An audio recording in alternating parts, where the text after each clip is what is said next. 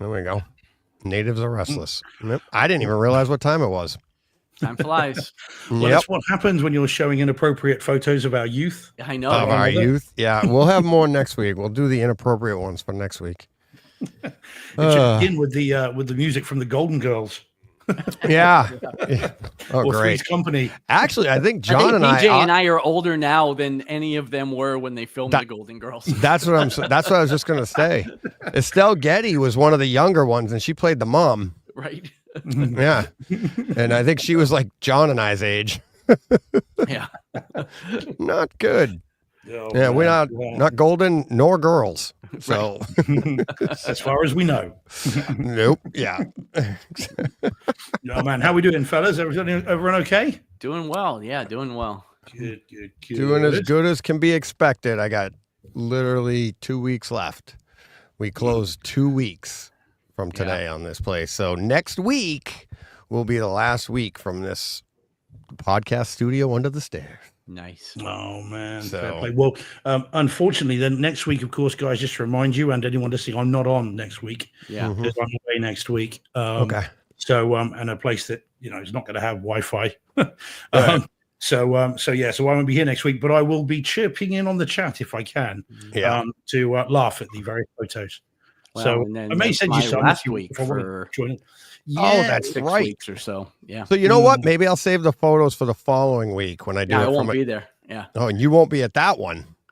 Oh, for the love of God. Next week is it. Yeah. Next week's it for at least 6 weeks. For 6 weeks. For you. Yeah. We'll save them for that week then, Deej, and we can show what we like, and John can't stop us. Exactly. Yeah. I won't. I'll have to be watching it on YouTube, just crying.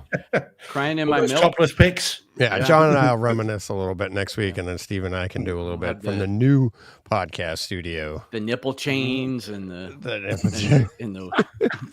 chain nappies, wallet and the diapers, all that stuff. It's only funny because John has 3 of them. The spiked leather collar. Yeah, that's right.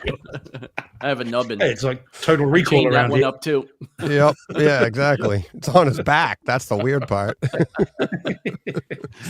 Oh God. Oh man. Yes, this will be interesting. Well, I'll send you some, Deej. You can put them on if you feel you need to. Yeah. I mean, people won't recognize me because in some of these I've got hair. Right. Oh, geez. No one's going to know. Yeah. No, fair play. Right, guys, Deej, I need your help with something. I've got because this is pre-show, so I can ask you random questions. And John, you may be able to help with this. I hope you can. I'll try. All right. So, right, tell me this, Deej. Have you? I think I remember you saying this is why I ask you. But John, if you have, great. Have you read the book, the novelization of Forrest Gump? No. Yeah, I could have swore you had. Right, no. Well, there we go. That one I didn't do. No. Yeah, was it? It was Ready Player One. You read, wasn't it? Oh, That's yeah. what it was. That's I read that and finished it and ran to the theater. I finished it at 8:30 at night, and the last showing of the first day it was out was 9. And I finished the last page, and I'm like, gotta go. And Jen was like, where are you going? I'm like, going to the movies. I just finished the book. Gotta go. And that was all because of #Dork. Ryan from #Dork had recommended the book and said the movie was coming. And that was 2 weeks before the movie came out. And I was like, oh, and it sounded right up my alley, all 80s themed and stuff. So I read, for me, finishing a book in 2 weeks, that's me powering through a book because I read the BR. Does your finger get tired following the lines? Yeah. Yeah. Oh, yeah. Yeah, exactly. The finger across. Yeah, exactly. Exactly. Took me a while not to read to the next page. I was like, oh. Were you there for 2 hours before there's another page? I told you about the time Jen was listening to a book on tape, right? No. On CD? Yeah, on shuffle. Yeah, and it was on shuffle. Yeah. And she didn't know. She listened to 3 chapters before this doesn't even make sense. Yeah. Oh wait, he died? Oh my God. It was awful. Once upon a time, the butler did it. Yeah. Exactly. Billy died. Who's Billy? Exactly. I don't even remember Billy being in the book. I know. You listen. It's the oh no. Chapter 3. Thank you for listening to this. If you would like more books like this. What? That's super funny. I see dead people. Whoa. Okay. Never mind. Yeah. Patrick Stewart, what's he doing here? I am your father. What? Whose father? Spoilers. Oh God. Oh man. Right. The reason I ask, and now you guys aren't going to be able to help me, but the chat then might be able to. All right. You know how we saw Terminator, a while back, John more recently, and suddenly these questions started forming about his apartment and why he's doing his hair and all this stuff. Well, I had cause to watch Forrest Gump this week with someone who had never seen it. Well, one person who hadn't seen it for a long time, and another person who'd never seen it. The same person who I said about a few weeks back, who said, I don't like movies. I don't watch movies, but watch Forrest Gump wrapped. Absolutely did not take their eyes off it and really enjoyed it. But something occurred to me that's never occurred to me before, and I love Forrest Gump, and I've seen it many, many, many, many times. There is mention, and hopefully the chat can help me if someone has read the Winston Groom book or whatever it is. In the movie, and I don't know if you guys have seen it recently, but in the movie, there is mention from Forrest. He says that he's referring early in the movie to Jenny, and he's referring to her upbringing. And he says to her, and the accent, he says her father was a loving man. He was always touching her and her sister. Right. Yeah. Right. You never hear about Jenny's sister again. Right. There's no mention of her. We never see her. We never find out what happened to her. And I was wondering then, because it had never occurred to me before. I'd heard it and never thought any more about it. And I'm just wondering if in the book there is, because something must happen to her. Because the whole point about Jenny is, and we're careful about, child trauma and, and all this stuff we talk about, Deej, and coercive and controlling behavior and all of this. Yeah. Although Forrest Gump's got a very interesting approach on that. A support system can help with that and can stop it happening. And so all the way through this, suddenly I'm thinking, well, where's her sister? Right. What happened to her sister? Why doesn't her sister keep her off this path? Or does sister do what she nearly does in the movie and, ends it all? Right. So it just never occurred to me until I was watching it this time. Yeah, there's many things. Her sister could have run. Like, older sister took off. Yeah, exactly. I haven't seen it in a long time. Well, but it wouldn't be in the movie anyways. It would have to come from the book.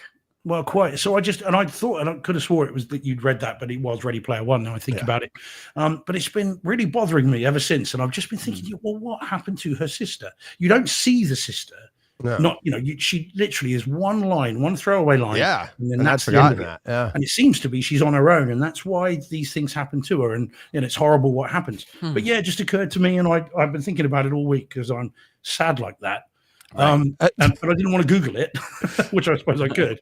I was just saying I could go to Google and find out. What happened to Jenny's sister? I don't know. Now I'll do that later. Well, I'm doing it right now. Oh, good man. Well, if you could tell me, that would be good to know. Probably really depressing. It's not going to be good news. No, because she doesn't. It's Forrest that gives her the way out. It's not. It's not her sister. But yeah, you just never. I'm surprised they kept the line in. I'm surprised they didn't just leave it at, he was a loving man. He was always, touching Jenny. I wonder if it's like they maybe at one point there was something else in there and that got cut, but then they didn't cut that off of the one long line. There's a few reasons. Steve Hatt says one Gump was enough for me. There is a sequel. There is a sequel to the book. There's not a sequel to the movie. I'd say it occurred to me. And then, according to AI, her sister is not mentioned in the book. Holger says. And then this just says possibly put into foster. It says possibly put into foster care. There is no actual explanation of it online on Google either. Okay. Okay, sorry. It's a weird tangent to go off of. No, and I do apologize. It's just because it occurred to me the same way that Terminator did. It was just like, now what has happened to, and Bob, Bob Zemeckis is not known for being kind of ignoring the detail. He's somebody who's extremely meticulous in his stuff. So I am surprised they didn't just cut that little bit. If I ever meet Tom Hanks, I'll ask him. See if he knows. Yeah, he'll know. Was it ever discussed? He'll know. Why wouldn't Yeah. But there we go. So anyway, so that was weird question of the week. And can I just give you guys a bit of good news then? Sure. Formula One, F1 has a physical media release date in Spain, right? I read in Spain. Italy, I haven't seen US. Italy, there is one. I think that it's been mentioned in the UK in terms of it's coming. So the US will get it too. So this will be the first Apple physical release, and let us hope the first of many. Yeah, I still haven't seen it, so I'm looking forward to it. Yeah, it's very, very good. And I have Holger to thank for that, by the way. Holger DM'd me earlier today, and let me know that there's a date in Italy. So is that what F1? I'm assuming. Yep. But it, So if it's there, we're going to get it here. It's coming. It's coming. So looking forward to that. Yeah, it's going to be great. Yeah, really looking forward to that. One of my most anticipated discs for the rest of the year, I think. Nothing on Amazon yet as far as pre-orders, but. No, okay. Well, they're not going to just have it in Italy, I wouldn't have thought, unless it's a Ferrari version. Maybe the team that he's driving for is Ferrari. That'd be interesting, wouldn't it? Via CG. Although Italy's the only one that got Coda on physical release. That is true. Yes, because you imported it. Because I imported that. Yeah, I've still not seen it. I need to see that film. I love the trailer to that. Yeah. It's if not, then Italy. Which was also an Apple. It was also an Apple exclusive. Yeah. Right. So. Yeah. Oh well, Italy, Amazon, and Italy will have an absolute run of the entire world importing F1. But we will see. We will see. But anyway, there we go. Good news. Good to know. Nice. I'm moving pictures around. Yeah, no, you're right, Deej. So Jordan is saying the F1 physical release has to be being done by Warner Brothers. No, as long as it's being done by someone and it's good, then who cares? The Milkman can do it as long as it's decent. Right. Yeah. It's all good. Yeah, there was I saw something from John Thompson this week about a release being redone again by somebody. What was that one? Tweet. I think Arrow was doing it or something, but the movie was already out in 4K by I can't remember which company. Long Kiss Goodnight. Was that the one? Yeah, I've done it on the show. I've reviewed the Arrow. No, I know. I thought it was. I didn't think it was that. That didn't ring a bell. I thought it was something else. I thought it was that. John's been on X a lot this week. Yeah, he had a great thing about. I retweeted it yesterday about physical media and like the reasons we collected, and it's not necessarily just about like actually watching it. It's about the collectible part of it, which I thought was really cool. That was a good, good aspect to look at it that way too. Amazon Italy has it for release December 31st, 2025. Yeah, well, that's normally a placeholder date, isn't it? They always say 31st of December. Yeah. But the fact that they put it up there at all is good news. And there was mention of it elsewhere as well. Somewhere else on Twitter had mentioned it. But yeah, I mean, whenever we'll have it. Yeah. Oh, Holger says it's done by Warner Brothers in Italy. So there you go. Well, they're not known for just doing territory releases. In individual territories, they're worldwide. Well, what everybody's saying about Apple and stuff, I don't know. Who knows? It's like maybe they won't. Maybe maybe this will be one of the cases where the U.S. is the last to get it or something like that. I hope not. Well, as long as the UK's not last, I can live with that. Yeah, I know. You're so fair. Well, I was. That's before I lost all the hair. Yeah. Oh God. I can only say again, guys, in a slightly cheeky mood tonight. For that, I apologize. Yeah. It's been a long week. I did 9 days in a row on call. Oh wow. And I was the only one pretty much in my department for the whole of last week. So sleep was at a premium last week. So I think I'm slightly demob happy this week. So apologies in advance. And that's why I've seen so many movies this week. Because I haven't been able to go anywhere. I've been tied to the house. That's nice. Yeah. At least you get that part of it. Yeah. Oh yeah. I had the opposite effect. So oh man. Yeah. I'm the same way. I barely have a minute. And I was out of the house a lot last week. Yeah. And it's like when I get a chance, I couldn't, like I said last week, I got an idea for a show to do by myself. I don't have to schedule anybody else. I can't even schedule myself to sit down. Oh no. Like, what the heck? And it's like, as the week creeps up, I'm like, oh yeah, I'm not gonna get it this week either. Where am I looking? There we go. I wanted to save these too. Alrighty. Well, should we make a start then, and then I'll go through the chat and say hi, and then that'll give you a bit more time. Yup. Hang on a sec. Just dropping these. But yeah, why don't we do that? And then, because what am I doing? I almost ended the stream again. Yeah. So hang on. We'll do that because I'm sitting here doing stuff in the background. I can do that while the open is playing. So why don't we just...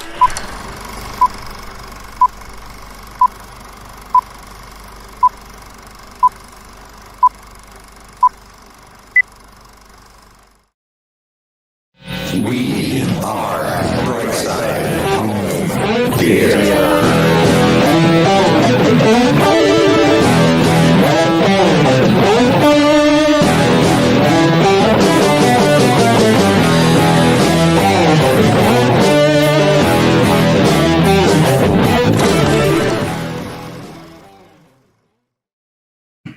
Hey, home theater nerds. Welcome to the Brightside Home Theater Podcast, the multi-award-winning podcast that's all about the experiences, the sights, the sounds, the multi-award-winning scenes. There you go.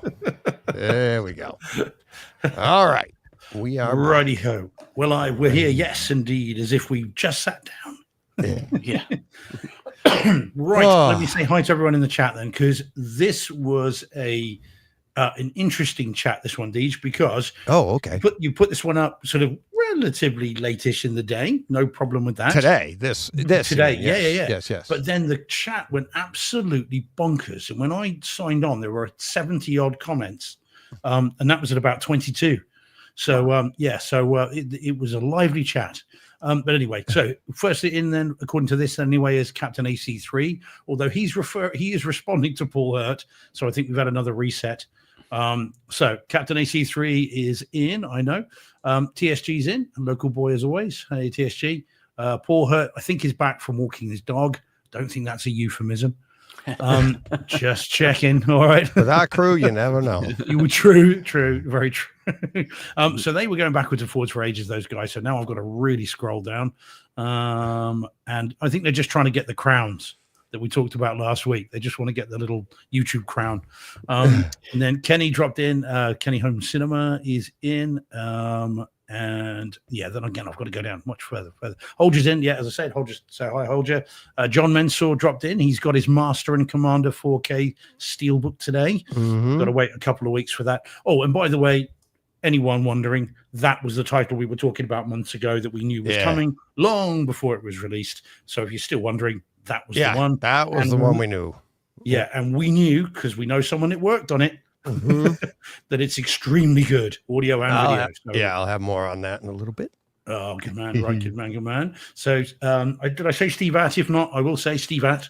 Rach dropped in. Hi, Rach. And then I think she's gone off. She's not feeling too well. So hopefully get well soon, Rach. Get well, Rach. Yeah. Jordan's in. Hey, Jordan. And I saw a few others as well. Oh, yeah, Jack Lee dropped in. Hey, Jack. Nice to see you. G'day. Jet Lee. Crikey, whenever you're ready, John. Yeah. Old school Kung Fu films is in as well. Hey, buddy. And then I think we had another couple as well that I saw. Billy Sellers has dropped in. He says, hi, guys. I'm going to watch The Fantastic tonight. Now, is that some band we've not heard of? Yeah. Or do we think that's Fantastic It's the prequel to Fantastic Four. Yeah. It's the first one. Yeah. And then there's only one of them. He's going to take in 2 and 3 and then 4.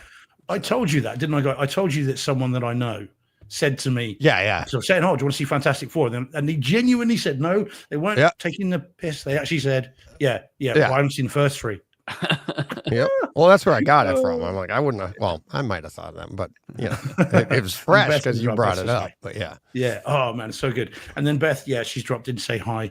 Oh. So yeah, hey guys, Beth. everyone's in. Oh, someone new. Hello. Baronoise. Yeah. Okay. Nice. Hi, you. Bear in the Wizza. Bear in the Woodsa? Is that what that is? Bear taking a Wizza? That's not unusual, isn't it? Right, this is why we don't retain a lot of people. They come in and we're like, hi, and then you start making fun of them. Yeah. Welcome to John and I's upbringing. Welcome to the 80s, everybody. Yeah. Hi, I'm new to the school, and they tear you down. Oh, Jackie boy.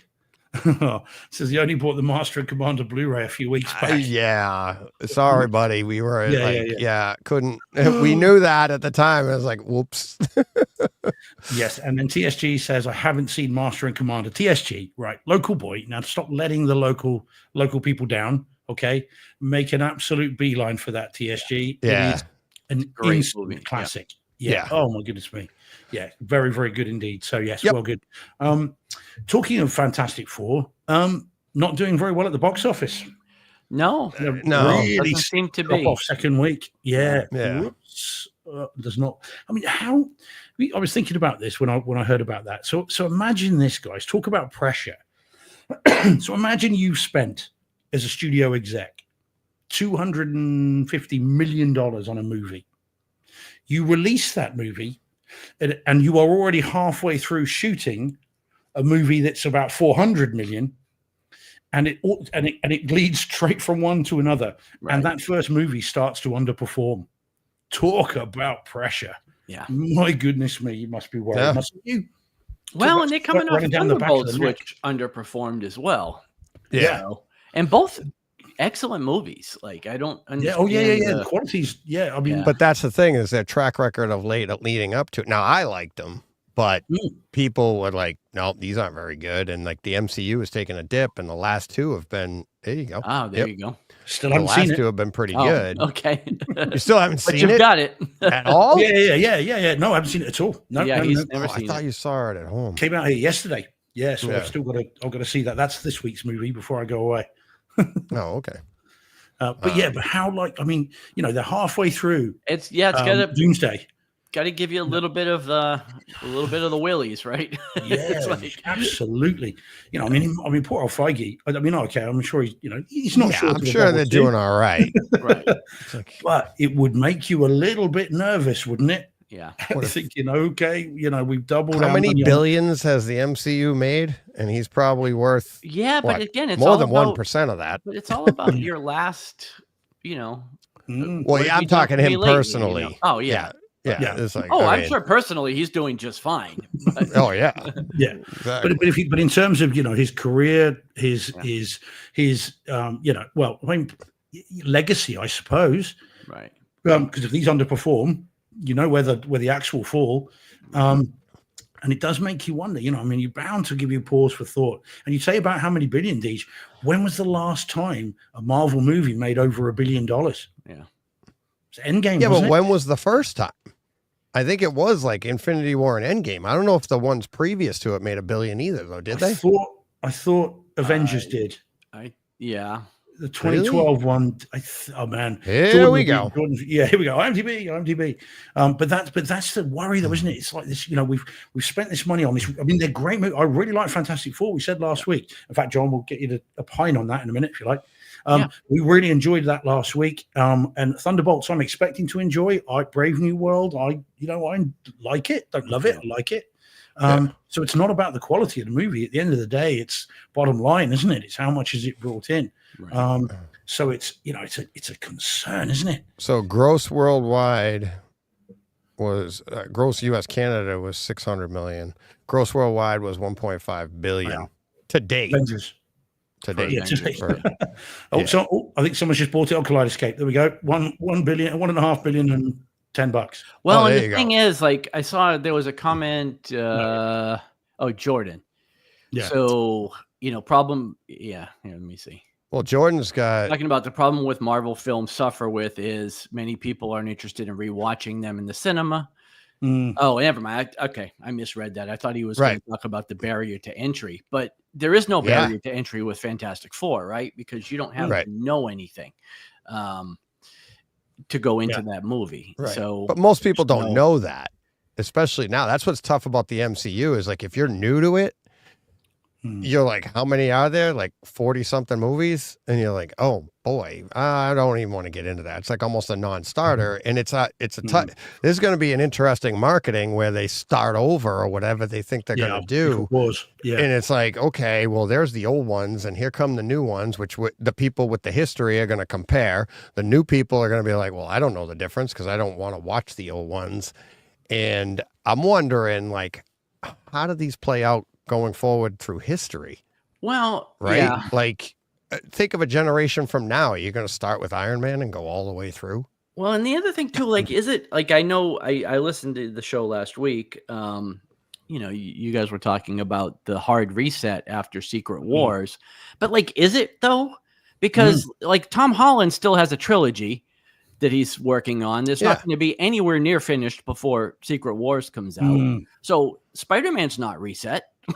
Spider-Man is Tom Holland. Well, he kind of is, because after the last one is nobody remembers who he is. So it is recasting all the leads. You know, we're gonna have a new Captain America. We're gonna have a new Hulk, but we're gonna have the same Spider-Man. And you know, so it's like, how hard is the reset? Right. So yeah, I don't know. Yeah, I mean, Feige said in the Comic-Con, in the various interviews, he was saying Secret Wars is the cutoff, right? And after that, it's all new. You won't have to then have watched all these movies to then know what's going on it from there forward. But yeah, no, you're right about Spider-Man, unless the Sony deal comes to an end. So you're going to have the Sony verses over here, and they could have an MCU Spider-Man. I mean, they've been talking about them not being allowed to touch Miles Morales. Until 2028 or something. So I wonder whether that's the plan. And maybe Miles is the MCU Spider-Man. They've done it with the DCU, haven't they? So you got Robert Pattinson is our Batman here, and then we've got another Batman here. So I wonder whether that's the plan, but it certainly seems to be the answer to, gosh, these movies are expensive and they're not making money like they used to, is okay, let's cast unknowns or relative unknowns nice and cheap. And we'll go forward from there. So we take out the, how many movies have I got to see to make sense of this? And we also then take out the, how many $100 million do we have to give Downey Jr.?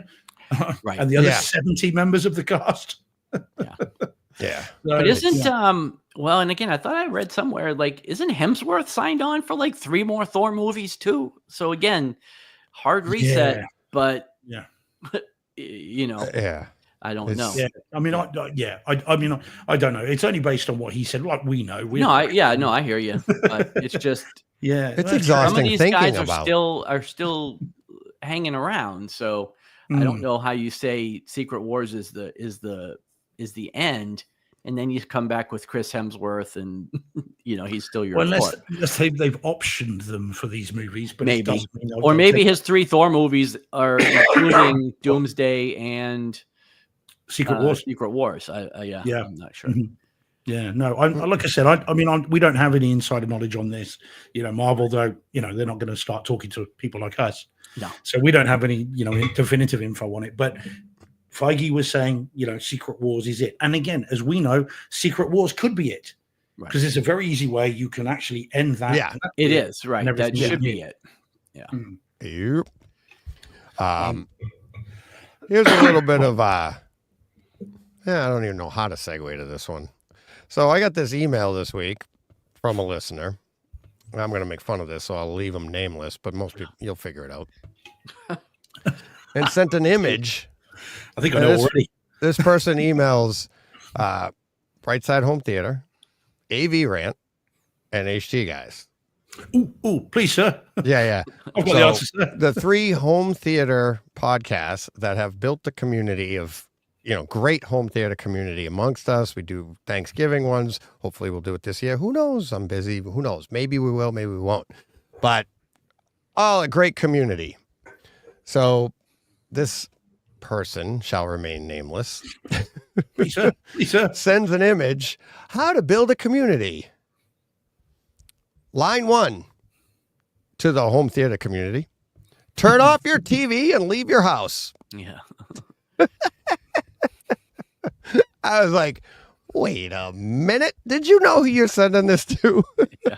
Please, sir. They've spelt neighbors wrong. Yeah. I don't know about that. But I mean, it's a lovely sentiment.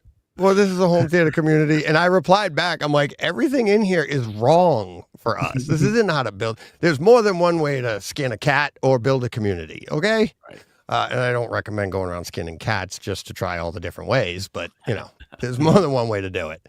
And I was just laughing. I'm like, read the room, people. Now, okay. Share. Sorry. Shut that back. I'm curious now. Now you've got me going. Yeah. Share what you have. Help a lost dog. What? Yeah. No. And here's like, I replied to said listener, and Rob H replied, his favorite line was this right here: take children to the park. Yeah, make sure they're your children. He doesn't specify parents.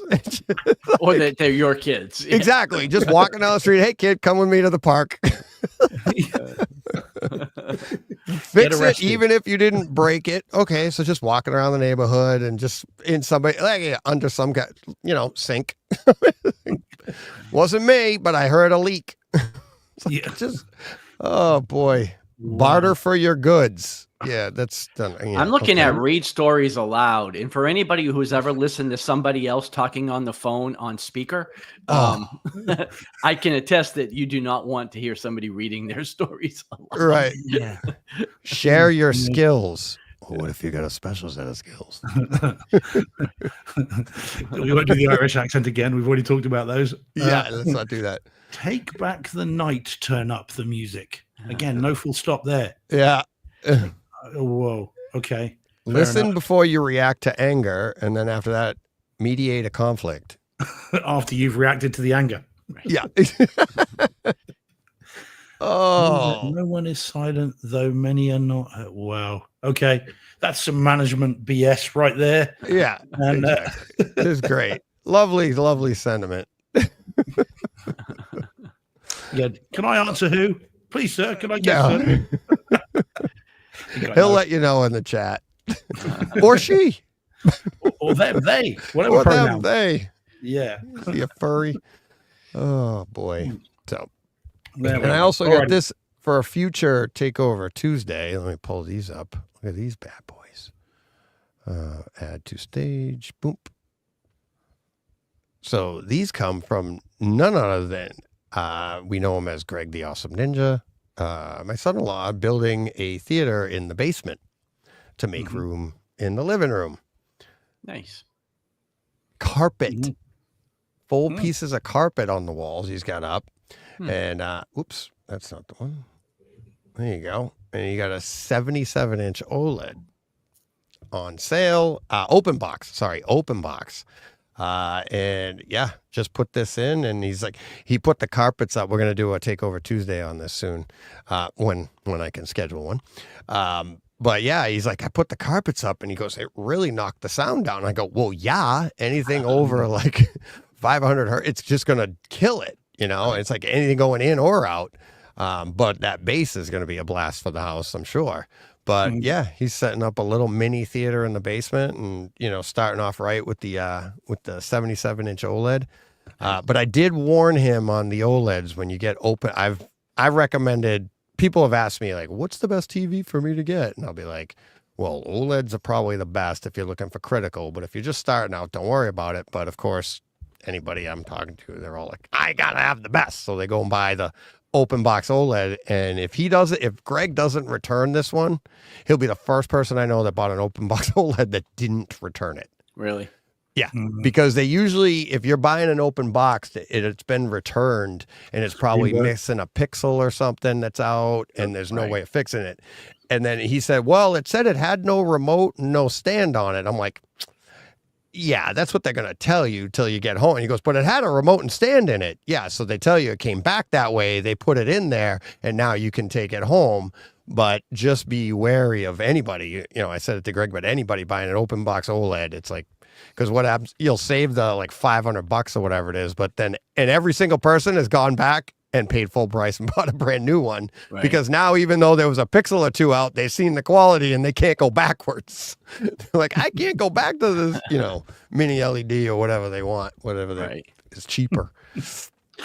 My OCD is causing me all kinds of issues with the stuff around it. Yeah, he's going to tidy that up. Yeah, he's just starting out. Work in progress. So yeah, Greg, exactly. Don't show me these things. You're going to stress me. Sorry. Yeah. But you didn't like the one that looks like a gym? Yeah, what I was going to say. Yeah, I mean his primary seating doesn't look very comfortable. Yeah. Yeah. Well, there you go. Good for workouts. Yeah, exactly. Pumping. It's a multi-purpose room like Mikey's. Yeah, exactly. Put the Rocky workout music on, away you go. Oh, yeah, I have a reference to Rocky later coming up if we get to it. I think we will. Yeah, we're definitely getting to that one this week, you and I. All right. Who wants to go first? What do we got this week? Anything else? Anything else before we... Yeah, I've got lots to talk about. Unless you want to hear from John about Fantastic Four. Sure. Yes. Let's kick that. Let me see if I got the image. I should still have an image somewhere. Oh, you know where I have it? Oh, boy. All right. In theaters. In theaters. Why don't you... Let's see. Saw it, loved it. Moving on. Yeah. No. I will find the image. Why don't you start? No. Okay. Well, yeah. So I guess we're going to revisit Fantastic Four once again. Again, I saw it in theaters opening day a week and a half ago or so. Yeah, I really enjoyed it. I echo a lot of the things that you guys had to say about it last week. I thought they did a great job. I thought everybody was cast perfectly. I was not familiar with the actor who played Johnny, but I thought he did a great job. Pedro Pascal was excellent. Vanessa Kirby was excellent. Minor gripe. And I this was like, is very, very did we minor. lose him? There was silence. The only minor gripe I have is that I didn't think there was enough banter between Johnny and Ben Grimm. They are traditionally a lot more at each other's. I don't want to say they're at each other's throats, but there's a lot more,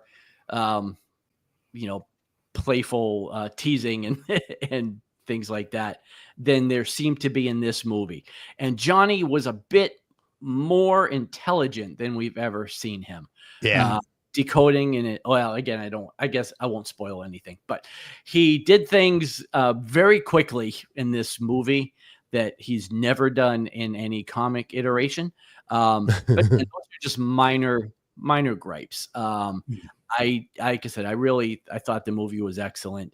I think it's a great kicking off point for this franchise. I do want to say also that privately, we talked offline before this movie came out, and I had a lot of predictions for this movie, and I just want to go on record saying that I was spectacularly wrong in every. We all were.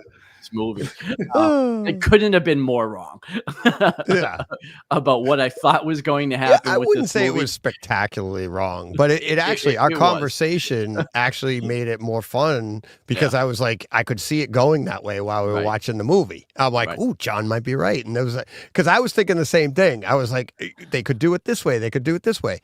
And it was like, nope. Did not go that way at all. Yeah.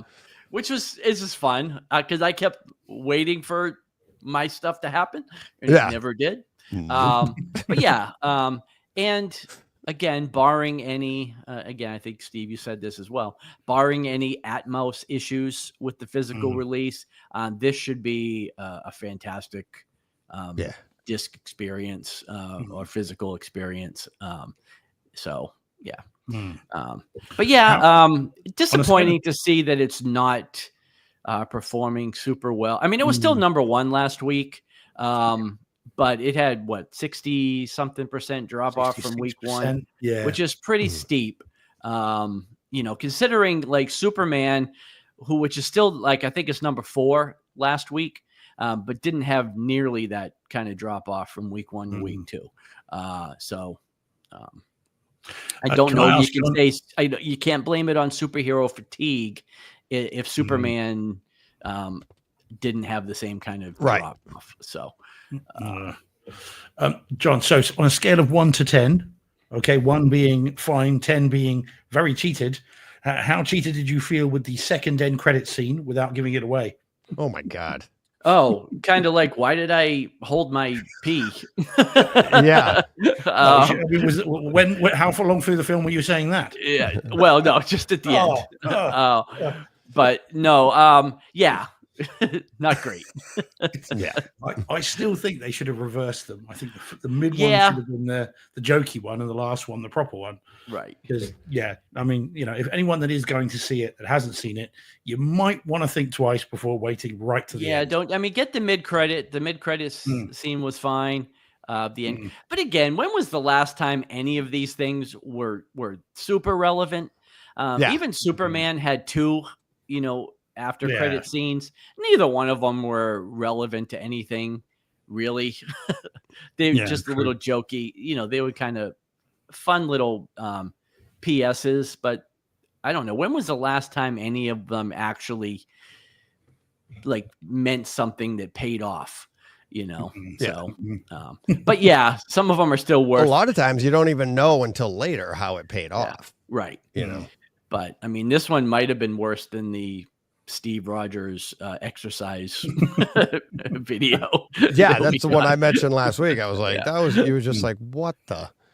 Yeah. I mean, they were fun at the beginning, at the end of Hulk, and you have, Tony Stark appearance. Right. And even at the end of Iron Man, and you were like, you thought you were the only one. And that was huge, because that's literally the beginning. That's what they were actually using them. They were using them to further the story and take you to whatever was coming next. Right. And when was the last time we had one that really paid off? I can't think of I really can't. I mean, what was the one with the Sokovia Accords? They mentioned that, didn't they? And they had that was that end of Age of Ultron, because that then led into Civil War, and that was a direct kind of, that was like, ooh, okay. And that was Ultron was in Sokovia. And Bucky was in chains, or chained up, wasn't he? Right. And then it was like, oh, okay, whoa, that was quite big. But I think they've become their own little thing, haven't they? They're their own little. We've got to have one. Do we go jokey? Do we go serious? And because of how haphazard the films have been in terms of what's coming and when, I think they've been hampered by that. Because again, unlike with the Infinity Saga, where they knew kind of where it was going, these ones have been like, what is it, Kang? No, it's not Kang. Shuffled around, and they're all a bit like. And again, I mean, look at the end of Eternals. I don't know if we can spoil it or not, but there's mention there. That's a character that we should have had his movie out. Well, but according to Feige, that's back on the schedule. Not quite. Well, yeah, but it's supposed to have been out in 2023. Well, so it's like, but it is supposedly it is back on the menu, boys. So Well, I hope so. Although a movie that I'm happy to talk about this week sort of stole their thunder. Oh yeah, literally, and all the costumes. Okay, which we'll talk about. So anyway, really good. But I'm glad you enjoyed. Fantastic. I did. Yeah, I did. It was fantastic. It was fantastic. Look at you. Oh wow, look at you. That was great. All right, let's segue right into just quickly. Fantastic 3. Oh no. All right. Okay, this will be interesting. There we go. Yeah, I quite like this film, actually. So did I. So for people listening to the audio only on Friday, we're talking Fantastic Four from 2005 with Jessica Alba, Chris Evans, Michael Chiklis. That was awesome. And it's like, but I grabbed this on Kaleidoscape. I thought I did these a while ago. I did both of them, I thought, on the show at one point. Well, all 3 of them. Fantastic Four, and then Rise of the Silver Surfer, and then the new one, which was not as good. Fantastic. I still haven't seen that all the way through, to be honest with you. 25.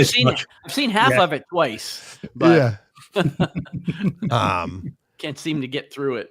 No, this one was really. I watched this one and I had a really good time with it, and it's only in HD. Like I said, HD DTS Master Race 5.1. But it looks good and it sounds great. It sounds really, really good. And if you have this in your collection anywhere, grab it and push play, because the Marvel opening, which this was before, Iron Man. So this was like X-Men type Marvel. It sounds awesome. Really? I have the Blu-ray. Yeah, well, that's all it is. Yeah. It's only out on Blu-ray, so it's like I even looked it up. I'm like, does Kaleidoscape just not have the 4K? Nope, it's not even out in 4K or anything. I'd like this in 4K. I thought it was, it's really good. And well, and they talk about the banter between Johnny and Ben. Yeah, like that's more what you're used to, right? You know. Yeah, exactly. And that's what was fun. What I would say is watching this. So like right after seeing the more recent one, I think Pedro Pascal does a much better version of Reed Richards and the idea of him being like that genius that can't relate to people than has ever been done in movies before. It wasn't so. I mean, they do it pretty good here with his interaction of, I forget what his name was. Ewan Griffin. Okay. Yeah. So he does a good job of it by not like interacting with Jessica Alba, which he's supposed to be. You know what I mean? Like he just doesn't get stuff, which pretty much that's every man on the planet doesn't understand women. That's easy. It's like men just don't get it, right? But the way he was doing it, the way Pedro Pascal was portraying it was so much better of like him just not understanding people and being like, the way like he's putting stuff together, do this. And he's like, but I'm doing this, it was a lot. I like that version better, but this is, this one here from 2000 and what was it? 2005. Yeah. Yeah. It was 5 and then 7 and then 15. Yeah. Now the sequel isn't as good. No, it's pretty good though. It's the same cast. Like the Silver Surfer stuff. Yeah, I like the Silver Surfer. I didn't like the Galactus stuff though. No. Yeah, I wanted to get that in as well this week. I just obviously wasn't able to. But yeah, what year did Green Lantern come out? Good question. Was it around 07? Might have been around the same time. Because like this was the era when villains were just big clouds, right? Like 2011. 2011. Oh, 2011. Oh my God, that late? Yeah. Mm-hmm. Because the same thing in that movie, their villain was just a cloud. Yeah. And yet, I don't know, would you have rather, I mean, yeah, it was ridiculous. And I think we were all like, what the hell? But because we went through that, we now get Galactus in, First Step. So we get proper Galactus. Yeah, because again, back in these days, we, I mean, these are pretty comic accurate costumes for Fantastic Four here. But, X-Men, it was just all black leather. So, yeah, I'm a little skeptical about what Galactus would have looked like. Back in 2005, but but no, I've got them both on Blu-ray. I was going to rewatch them as well, but then home theater wise, they hold up really well. They really do. I mean, like I said, it looks really nice, but it would be nice to get a HDR version, 4K HDR, get, especially you get real nice pop with, Johnny Storm, especially that motorcycle scene in this one. It's like, it still looked fantastic, even his eyes when they light up and stuff like that. It looked really good, but it's definitely worth, if you have in your collection, popping it on. Like I said, that push play, that I think if I remember it like goes right behind you, like right through. It's really good.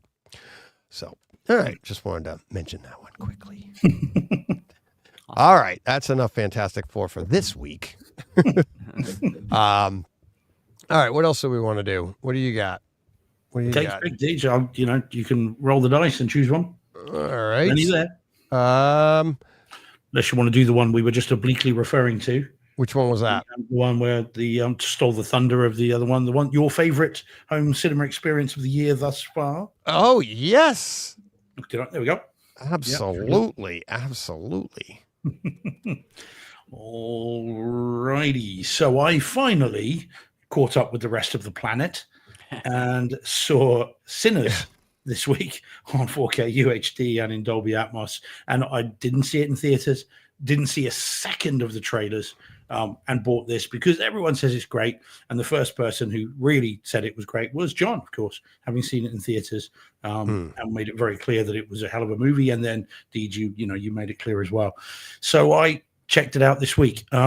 And I had tried to watch it and got about 20 minutes in and got called away. This was week before last. So I went back and just watched it right from the beginning and all the way through. It's a hell of a film. It's an incredible film. It's it's an unusual movie. It's not your typical any kind of genre movie. It is a multi-genre film, and it's very interesting. I wouldn't say I love it after first viewing, and I'm not sure how many times I will rewatch it, but it was never less than entertaining. And there are some bits in it that are fantastic, superb, but some also some slightly strange bits after one viewing. And again, I have to make that clear. So I don't know. It's a movie that is a vibe. It's a whole piece. It's not individual bits. Right. And I think this is one. I think you and I, Deej, might have spoken off air about it last week. Yeah. You can't demo bits of this for someone. And I know someone this week who tried, and it didn't go well. No. Right? So you can't demo bits of this. You've either got to watch the whole thing or none of it.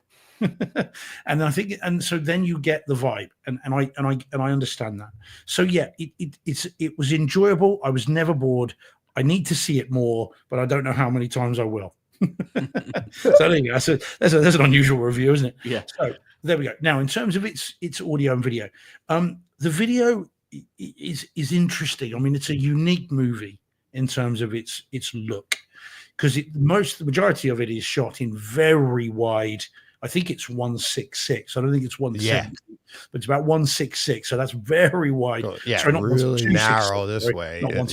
Heavy black bars, top and bottom. But that is a character of the movie in and of itself, because when that changes, and there are aspect ratio changes, not only do you get a size change, and boy, is it quite startling when it does it, you also then get a detail increase as well, because it was shot with IMAX cameras. And it literally pulls you into the world of, and when it happens during the sequence that everyone that's seen it knows what I'm talking about. There's one particular sequence that literally, it feels like, pulls you into this world. Is very, very effective. And so, yeah, and I do like the shadow details on this. I like the red eyes of the things, and all that pops beautifully in 4K. So yeah, video, very, very unusual, but very good. And the audio, similarly, actually, I don't think this is going to be in my top 5 of the year. I'm not sure if it'll be in my top 10, because it's not a consistent experience. Right. There are some excellent sequences, but it's not the whole movie. This is no Wolfman, where minute 1, you're right into it. It's not that and various other movies that I watched this year, Death of a Unicorn again as well, where there was, more immersion for more of the movie than with this. But there are some reference sequences, is what I would say, but not for me a reference disc front to back. Yeah. But I had lots of very good conversations with people this week about it. And so it's one of those movies you can really talk about. And I admire if you'll forgive the expression, the guts of Ryan Coogler to do this, because it's a very unusual movie. So I did enjoy it. It was good, just unusual. Yeah, it is. But see, one of the reasons you and I talked about this week is one of the reasons I do have it in like my top 5 for the year, probably will make my top 5, is because, like you said, it's like there's not a lot. It doesn't have as many reference level audio scenes, but the scenes that aren't reference audio are what build to those scenes. Yeah, true. Right? Yeah. And it's like, so like you and I had talked before, like this is the only movie this year that, and now that you've seen it, you'll know the scene I'm talking about, but it's like literally halfway through, something happens music wise and everything. I literally jumped up in my theater. And I mean, it was that, and you're like, oh my God, like you want to get up, and it was just that good. And that's why this movie needs to be seen in its entirety, because if you just play a scene, you don't get the emotion that built you to that scene, that you don't get the lull before the storm, if you will. Yeah. Right. And that's why I think, to me, that's what makes it like, just not only the writing of the movie lends itself to the sound design, which is what pulls that emotion out of you. And that to me is like the entire movie as a whole is a reference, in how I mean, when you say reference, it's like you're referring to something that this is how it's done. right? Like this is top notch. This is how you do it. And this is how you evoke emotion out of people in using this medium in this way with a weird subject matter, but still you're like, how the heck did they do that? They've added stuff to this lore that you're like, I didn't know they could do that. Like what? But who cares? You're just you're having a ball, and I mean, there's you're up, you're down, it's awesome, and that to me is why it's like the movie as a whole is what refer back to that on how to do things, and it's definitely a vibe. This is again like your Man of Steel. You can't, and specifically we mean the flying sequence. On its own, it's okay. But as part of a wider piece, it's much better. So I said I'm interested. I mean, it's interesting as I was watching it. I was thinking about, we now know, and this isn't again a spoiler because that movie will never come out. That this movie went into production, and Blade, apparently the Marvel Blade, the script they were working from at that time was eerily similar to this, almost beat for beat, and to the point where literally the costumes that they had designed for Blade were then sold to this production. So they not only did they pretty much do the script, but the costumes that you see there, which is fascinating to me, because a period piece Blade movie would have been awesome. So I was, as I was watching this, I was thinking, oh my God, if Blade turned up now, how cool would that be? Right. Just thinking, take what was already good and make it even better. So a very unique film. This one is what I would say. Oh, yeah. And I think this, and again, I appreciate we've talked about one other movie that definitely comes to mind in terms of, first part and then the second part. I think this is, because of its use of music and sound and everything else, this is very much a unique take on this, very unusual. But like I said, I did enjoy it. I will watch it again. I know I will, but I just, like I said, I don't know when, because I don't know when I'll have 2.25 hours and nothing else to watch. Right. And so that's when. So I suspect probably in a couple of years I'll circle back around to this, and I think I would enjoy it more. By the way, I mean we don't mention Jack O'Connell. I thought he was very good in this as well. Yeah. I mean, he's all kinds of nefarious fun in this. Great. So very, very good. Really enjoyed it. PF Productions in the chat says, saw Sinners 2 nights ago. That sequence DJ is talking about was incredible in my theater. I played it again when the movie was done. Incredible use of Atmos. And it really was. It's like the whole room. And like I said, it's that lull before that happens. And then all of it, you're like, oh my God. It's awesome. You do really need to see it all. It isn't one. I mean, I know PF said that, he's demoed it. I think it's much more effective when you go through the whole thing first and then let them, experience it. So there we go. Glad I've seen it. There you go. Oh, and I mean, how do I not read this one? Piper Boy Williams. DJ explained reference perfectly when talking about Sinners. So there you go. All right, everybody, I'm out. Show's over. Show's over. Thanks, Piper Boy. Oh, that was good. All right, let's see. All right, John, what do you got? Well, I should have. You want to do? Do you have that one or anything else? Well, I don't know. I can't see. I'm in full screen. One we were talking about earlier, that you about the 4K disc golf. Oh yeah. Yeah. All right, ready? Yep. There we go. All right. So this will be once again Death of a Unicorn. I took this in on HBO Max, so only streaming. And I was inspired by y'all's conversation about this movie last week. Here you go, Steve. You got a y'all. Oh, yeah. I know. Y'all's again. So cool. Y'all's. You got y'alled. You got y'alled. You got y'alled. So excited. But Steve, you had mentioned this movie a few weeks ago, and I was intrigued just because of the title. But then after you guys were talking about it, John likes to hunt unicorns. I do, yes. I took this movie and pigeons. And I was not disappointed. I really had a great time with this movie. I liked it a lot. I feel obliged to mention this every time I say I watched something on HBO Max, because again, I do not subscribe to premium. So this for me was in 1080p and 5.1. So I did not have the premium experience that you did. So for me, this was not a home theater tour de force. It was just a fun movie that I really enjoyed.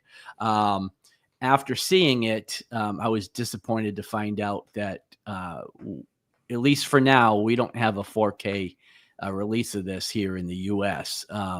A24 has a Blu-ray, which does have Dolby Atmos, but no 4K.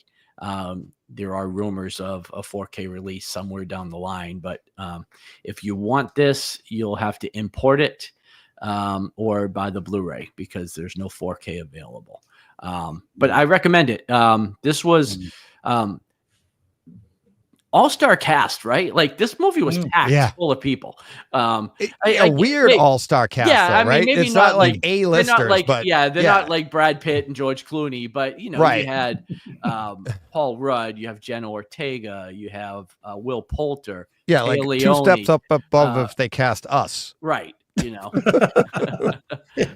but just a lot of people were in this film, and they were great. Taya Leone's character, I mean, she had some of the best lines in the entire movie. I thought, like, she was just, I mean, she's never not great. Like, I've never seen her turn in a performance that wasn't great. But she was awesome in this, and just super fun. Not really. I mean, I guess like it is sort of what I expected, but also not, you know? This was just, fun, just a lot of fun, and, well worth picking up. What was the butler's name? Oh, I don't know his name, but Griff. he's, Griff. Oh, Griff is, I don't know the actor's because I kept yelling at Griff. Get me back. But I've seen him. He was Metamorpho in Superman, by by the way. And he was in Gotham. He was Zaz. He was in Gotham. Yeah, he was in Zaz. Another show. Victor Zaz. Barry. He was in Barry on HBO. So I like him quite a bit as an actor, and he was great too. Anthony Carrigan. Griff. Griff. Yeah. I read a thing on IMDb about him and like what he was channeling, like just to be like disgusted with like every command and be like, okay, I'll do it. It was so good. He was so good. but like I said, I had a great time with it. I really, really liked it a lot. And definitely want to add this to the collection. I will watch this multiple times over. I'm definitely going to see it again before we do our year's end. I need to see it again, 100%. And who was like the son? Was that Poulter? That's Will Poulter. Yeah. He was awesome. Yeah, so despicable. Oh yeah. They were all. I mean, they're all awful people, right? Yeah. I guess even Paul Rudd is pretty awful until, I guess he has his hero's turn. But he had one right at the end. But the son had the one line when they were like talking about curing something, right? And he's like, yeah, I can't wait to hear about all those charities going under. Yeah. I was dying laughing. Only he would think of that. But they're all despicable. He's like, I don't have to run 5K anymore. So it was so stupid. But home theater wise, this thing's awesome. I forgot to mention when we did it, when I talked about it, I was so like enamored with this movie. My watch, I can change the colors. Yeah. And I changed them to gray and purple. Oh, really? Yeah. Just because I was like, this movie is just so much fun. I was like, when I was done, and I was like, it's such a conversation piece too. It's like, it's stupid, but at the same time, there's so much to talk about when you can talk spoilers. But it's, oh my God. Yeah. Another great one this year. So, all right. Let's see. What do I want to go with next here? I'll leave that one for later. I'll talk about that one next week. Here we go. Briefly, I'll talk about. There we go. Push play demo, right, boys? Oh yes, should be. So that's what I was able to do for Master and Commander, which is got released today on Kaleidoscape in basic, 4K, 4K, Dolby Vision, HDR10, Dolby Atmos, Russell Crowe, from 2003. Is it 3? Was it something like that? I'll tell you now. Yeah, 2003, I think. Just really, I mean, we've been. I wouldn't say we've been begging for this one, but it's one that, I mean, the Blu-ray has been demo material, and for years and years, that opening scene, and now getting it with full Atmos and 4K Dolby Vision. It looks great. Looks fantastic. Like I said, I was only able to take in the push play demo and at the beginning, and how they come through and you can see like clouds and stuff. You're coming in through the clouds, looking at the ships. Lots of nice detail there. Not as much detail as I would have liked in the darker scene, like darker shadow scenes. I was hoping they'd pull out a little bit more, but it's still like the brights are nicer. When you're looking through the periscope or whatever, I don't know, whatever you call that thing. And I could actually make out the first pass where he sees something. It was like, it's more obvious. And then it's harder to look through the clouds. That was really good. When Russell Crowe's looking and all of a sudden the clouds light up, that looks amazing. But the audio is awesome. But I'm going to caution you. It's not the bass that people are going to be like, it's not the bass that they want. I think it's awesome, but it's not like Lucy bass where maybe you would want. I think it's, to be honest with you, I think it's more realistic bass, because like when you hear a cannon fire from a distance, you're not getting the full boom. You're going to get boom, boom. And that's what you're getting. And then when they come through, I think what they might have, they're not giving you that just ridiculous bass, because you have to remember too, these things don't explode. They just hit the ship and tear it apart. So you're just hearing things boom against the ship. But the pieces, when things go flying, that sounds amazing. People running overhead sounds absolutely, the Atmos for this, the directionality, you're going to watch that scene over and over and listen for new things. When you first, see Russell Crowe and he's like, the doors open, it's boom, and he looks up, you look up because you hear people running on the upper deck, right? It's that good. It's that directional stuff going on all around the room, people talking, and that's before the action happens. And that's why, I think this is even more so a push play demo than it was before, because, it builds quietly until the sudden impact of the first, the rope, you can hear the rope creaking, the swinging of the hammocks and the snoring as the camera drifts through right at the beginning. And you can hear just the little subtle effects all moving. And that was that's in, Neural X. So I can't wait to try that out in Atmos. It's gonna be when they drop, right after Russell Crowe says, like, fly the colors or whatever. And then they drop some sails, really nice feel to the bass there. The boom, as it comes undone. That sounded really nice. A lot of directionality, a lot of, what I was thinking is this is like a mix between Gravity and Twister. You're getting the low, like the discreteness of Gravity, but you're getting the chaos of Twister at the same time. And like I said, pieces flying, people screaming, all of that, cannon fodder, everything that's going on. It really is a, tour de force, if you will, for a push play demo that we've been dying for. I can't wait to hear what people say. I know Shane put it out already. He put his review of it out. I haven't heard it yet. I didn't want to hear it. I wanted to do mine first. But I know he put his out where he breaks it down with his Trinov. So definitely check that out. I've heard mixed reviews on the audio, honestly. But oh, really? Yeah. I know Bill Hunt was very keen on it, wasn't he? I think that's the only one I've read. Oh, and I haven't read any. I think Ralph was quite keen on it as well. I think Ralph said it was good, but I must admit I haven't. Again, I'm a bit like you, DJ. I really want to just get my hands on this and just let it rip, and then kind of make my own mind up, because I'm going to buy it, whatever. unless they say it's been mastered to mono, then I will, I'll be getting this whatever happens, because I love this movie. I mean, this is like Dread in terms of it's tragic that there was never a sequel to this. Bear in mind, they're based on a series of about 15 books. So there's so many things they could have done with this. And it's we've got that. So I really do. I can't wait for this. Yeah, so this is interesting. So PF Production says, I wonder if Shane has the setting wrong. I don't think he does. No. He's got quite the system. Yeah. He said he gave the sound like an 8.2, if he recalls. Glad to hear DJ is confirming what Bill Hunt and at Digital Bit says. 8.2 is still really good. And I haven't heard Shane's yet. I haven't talked to him. I don't think 8.2 is that bad. I think that's still a great rating. And I don't know if he's knocking off, because like I said, the one thing is if you're looking for like some fantastic bass out of that cannon fire, you're not going to get it. I mean, it's good, but it's not like through your chest type feel.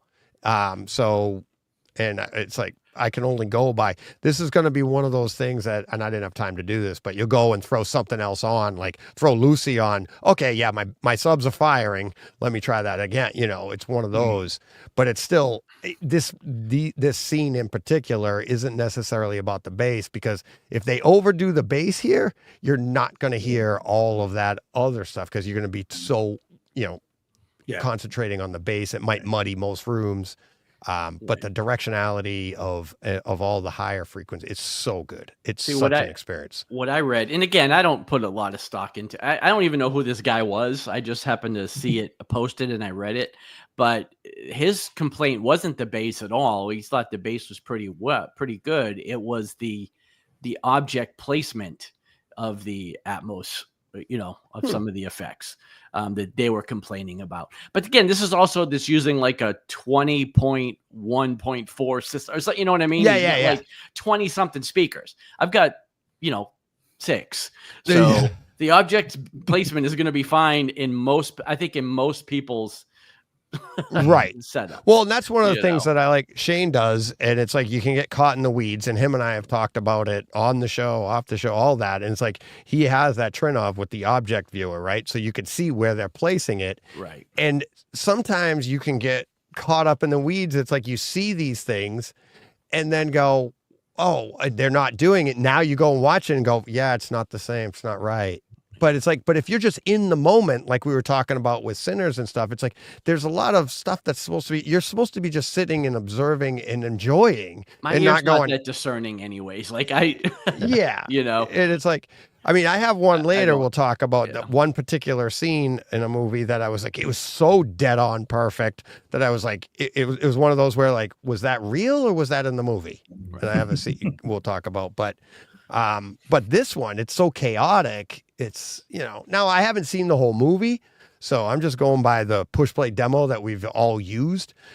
So, we'll see, but I really enjoyed it and, sit back and enjoy, and then go watch and see what people think about it. Learned that a long time ago. Someone once told me it's all about the experiences. Yeah. It's like, where do I hear that? I gotta start writing this stuff down. Yeah. All right. So there we go. Who's up next? Steve? Yeah, go for it. Take it. All right. What do you got? Should John and I do that one that you just put your cursor over there, because we can both talk about this one. This one? Yeah, perfect. All right. And it's not cultural appropriation from my side. Jesus, here we go. All right. Okay, ladies and gents, this then is the brand spanking new Apple TV series, Jason Momoa's Chief of War, which hit on Friday. Yeah. First 2 episodes landed on Friday. And then I think there are, is it 9, John, or 8? I'm not sure. Oh, I'm not sure. I didn't even look to see. Okay. So they drop 2, they give you the little taster for free, get you absolutely hooked. And then the so-and-sos make you wait a week for each episode thereafter when you want to storm Apple's headquarters and demand more. Or maybe that's just me. But anyway, so yeah, Chief of War. So this is a series that's apparently been long gestating, and I'm talking decades apparently. As I was watching it, funny enough, I was thinking about Dwayne Johnson. And I was thinking, how come he's never done this series? How come Jason Momoa did it? And sure enough, on IMDb, it says Dwayne Johnson's been trying to get this made for about 20 years. And Jason Momoa swept in. Yeah. So it's, makes perfect sense. So this is then an Antipodean story, a Polynesian story of the trials and tribulations of the Hawaiian Islands. Back in the day, so 18th century, I think it is, maybe 19th, and where you have these warring tribes on the various Hawaiian islands, all are at each other's throats, and we have the story sort of goes from there. So it has some historical accuracy. There is reference during this to the fate of one particular explorer, so they're trying to sort of play a little bit fast and loose with real history, but it is that's the story, and it is told entirely. Now, this is the thing: is it Hawaiian? Is it Polynesian? Is it Maori? Maori being, of course, the language of New Zealand, which I grew up listening to. I'm not going to pretend that I can speak it other than a few words, but it is something that I grew up listening to, and I happen to love the language. And so this is told entirely in, as I said, either Hawaiian or Polynesian or Maori, or a combination of all three. So it is subtitled. And in fairness to Jason Momoa, he is talking again Hawaiian, if that's what it is, and it's so it's just beware if you're not into subtitled stuff. What do you reckon, John? Do you reckon there is a dubbed version? Well, there may be, but I didn't go looking for it. Yeah, no, because all the actors are all, Tamira Morrison's in it. He's a Kiwi, of course, right? And there's a number of Kiwi actors in this. So anyway, so if you're not a subtitle fan, do not apply. If you are, then enjoy. So really, really enjoyable. I mean, this had me hooked from minute one. It was exactly what I hoped it would be. It is a bit of a Hawaiian Game of Thrones. I think that's kind of where we're going with it. And it's violent and it's gory and everybody betrays everybody else. And it's never less than interesting. And again, by the end of episode 2, and I watched 2 back to back, there was no way I got to the end of 1 and thought, oh, that'll do. Yeah, same. No, watch them both. Hit play, quick.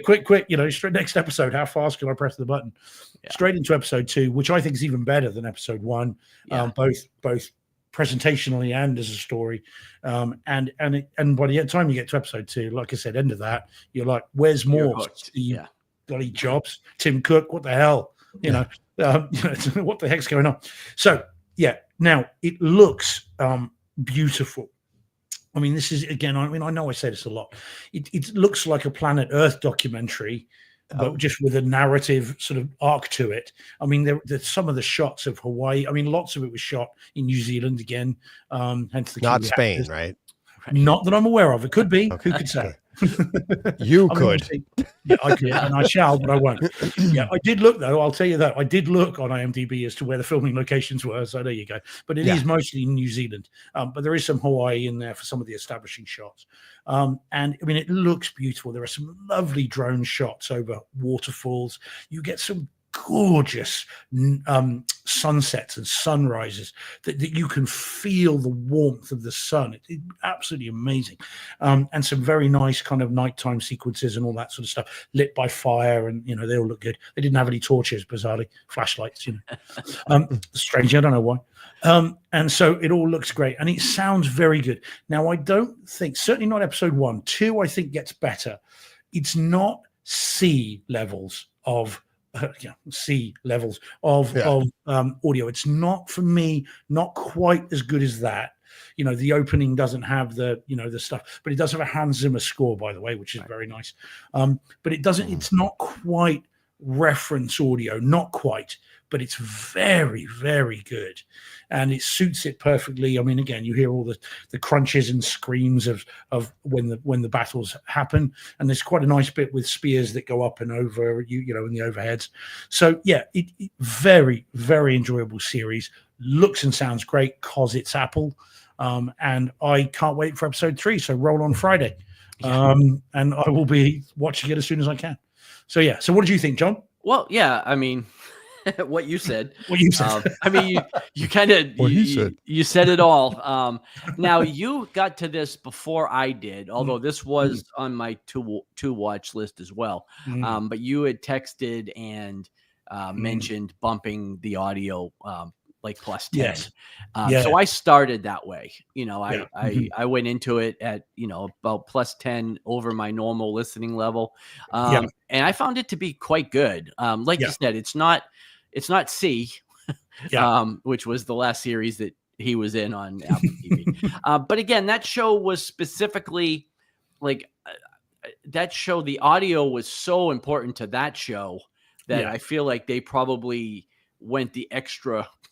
They went the extra mile on the audio effects for that. Because even though Apple TV, we always kind of praise Apple TV for its presentation, nothing has been C when it comes to audio on Apple. True. Like nothing has been that good. So I think they particularly went out of their way because audio was such a big part of that story. Doesn't take away from it, like I said, anything else they've done. But yeah, this wasn't that. But I didn't feel like it lacked. Like I thought the sound was there when it needed to be. And yeah, like you said, it's a gorgeous show. And you know, you talk about subtitles. Now, interestingly, I don't know if you feel the same, Steve, based on the ending of episode 2, we may switch to more English. Because some characters, for the next several episodes. But even irregardless of that, like subtitles don't bother me at all. Like I love to watch things in their native language, and I will go out of my way to seek that out. My wife, though, is not a fan of subtitles. But she was riveted by this. Like again, when it came on, just like everything else we watch, she's got her face on her phone, and she's, she's kind of listening to YouTube with one headphone in and watching the show. But 10, 15 minutes into episode 1, both of those were laying on the table, and she was reading, she was engaged, she was watching. And when it ended, commented about how much she enjoyed it. So, so again, even if you're averse to subtitles, this show, it's worth it. Like this show will pull you in, and it's very interesting. And I am not versed in the history at all of the Hawaiian Islands. So I couldn't tell you how. I mean, I know it's a TV show, so I'm sure it's not incredibly accurate, but I wouldn't know. I wouldn't know the difference about how accurate this is. But Game of Thrones on the island seems to be, where we're heading, and I'm always down for that story. So they throw kids out windows. Yeah. Sleeping with their sisters, the whole 9 yards. Kids out windows. It's just that every king is an absolute a-hole, right? They're not. There's no altruism at all, right? And usually they're usurping some other king, and the idea is kill everybody, right? And everyone's a traitor to everybody else. It's just Game of Thrones all over, and might have been what actually finally pushed this story into getting made. Could be, because it's been circulating for decades. It makes you wonder whether, Polynesian Game of Thrones, right? Let's do this. But yeah, no, it's great. I'm glad you reminded me about the plus 10, John. I've forgotten that. Yeah, it did need to be bumped, which is becoming a bit of a thing with Apple TV.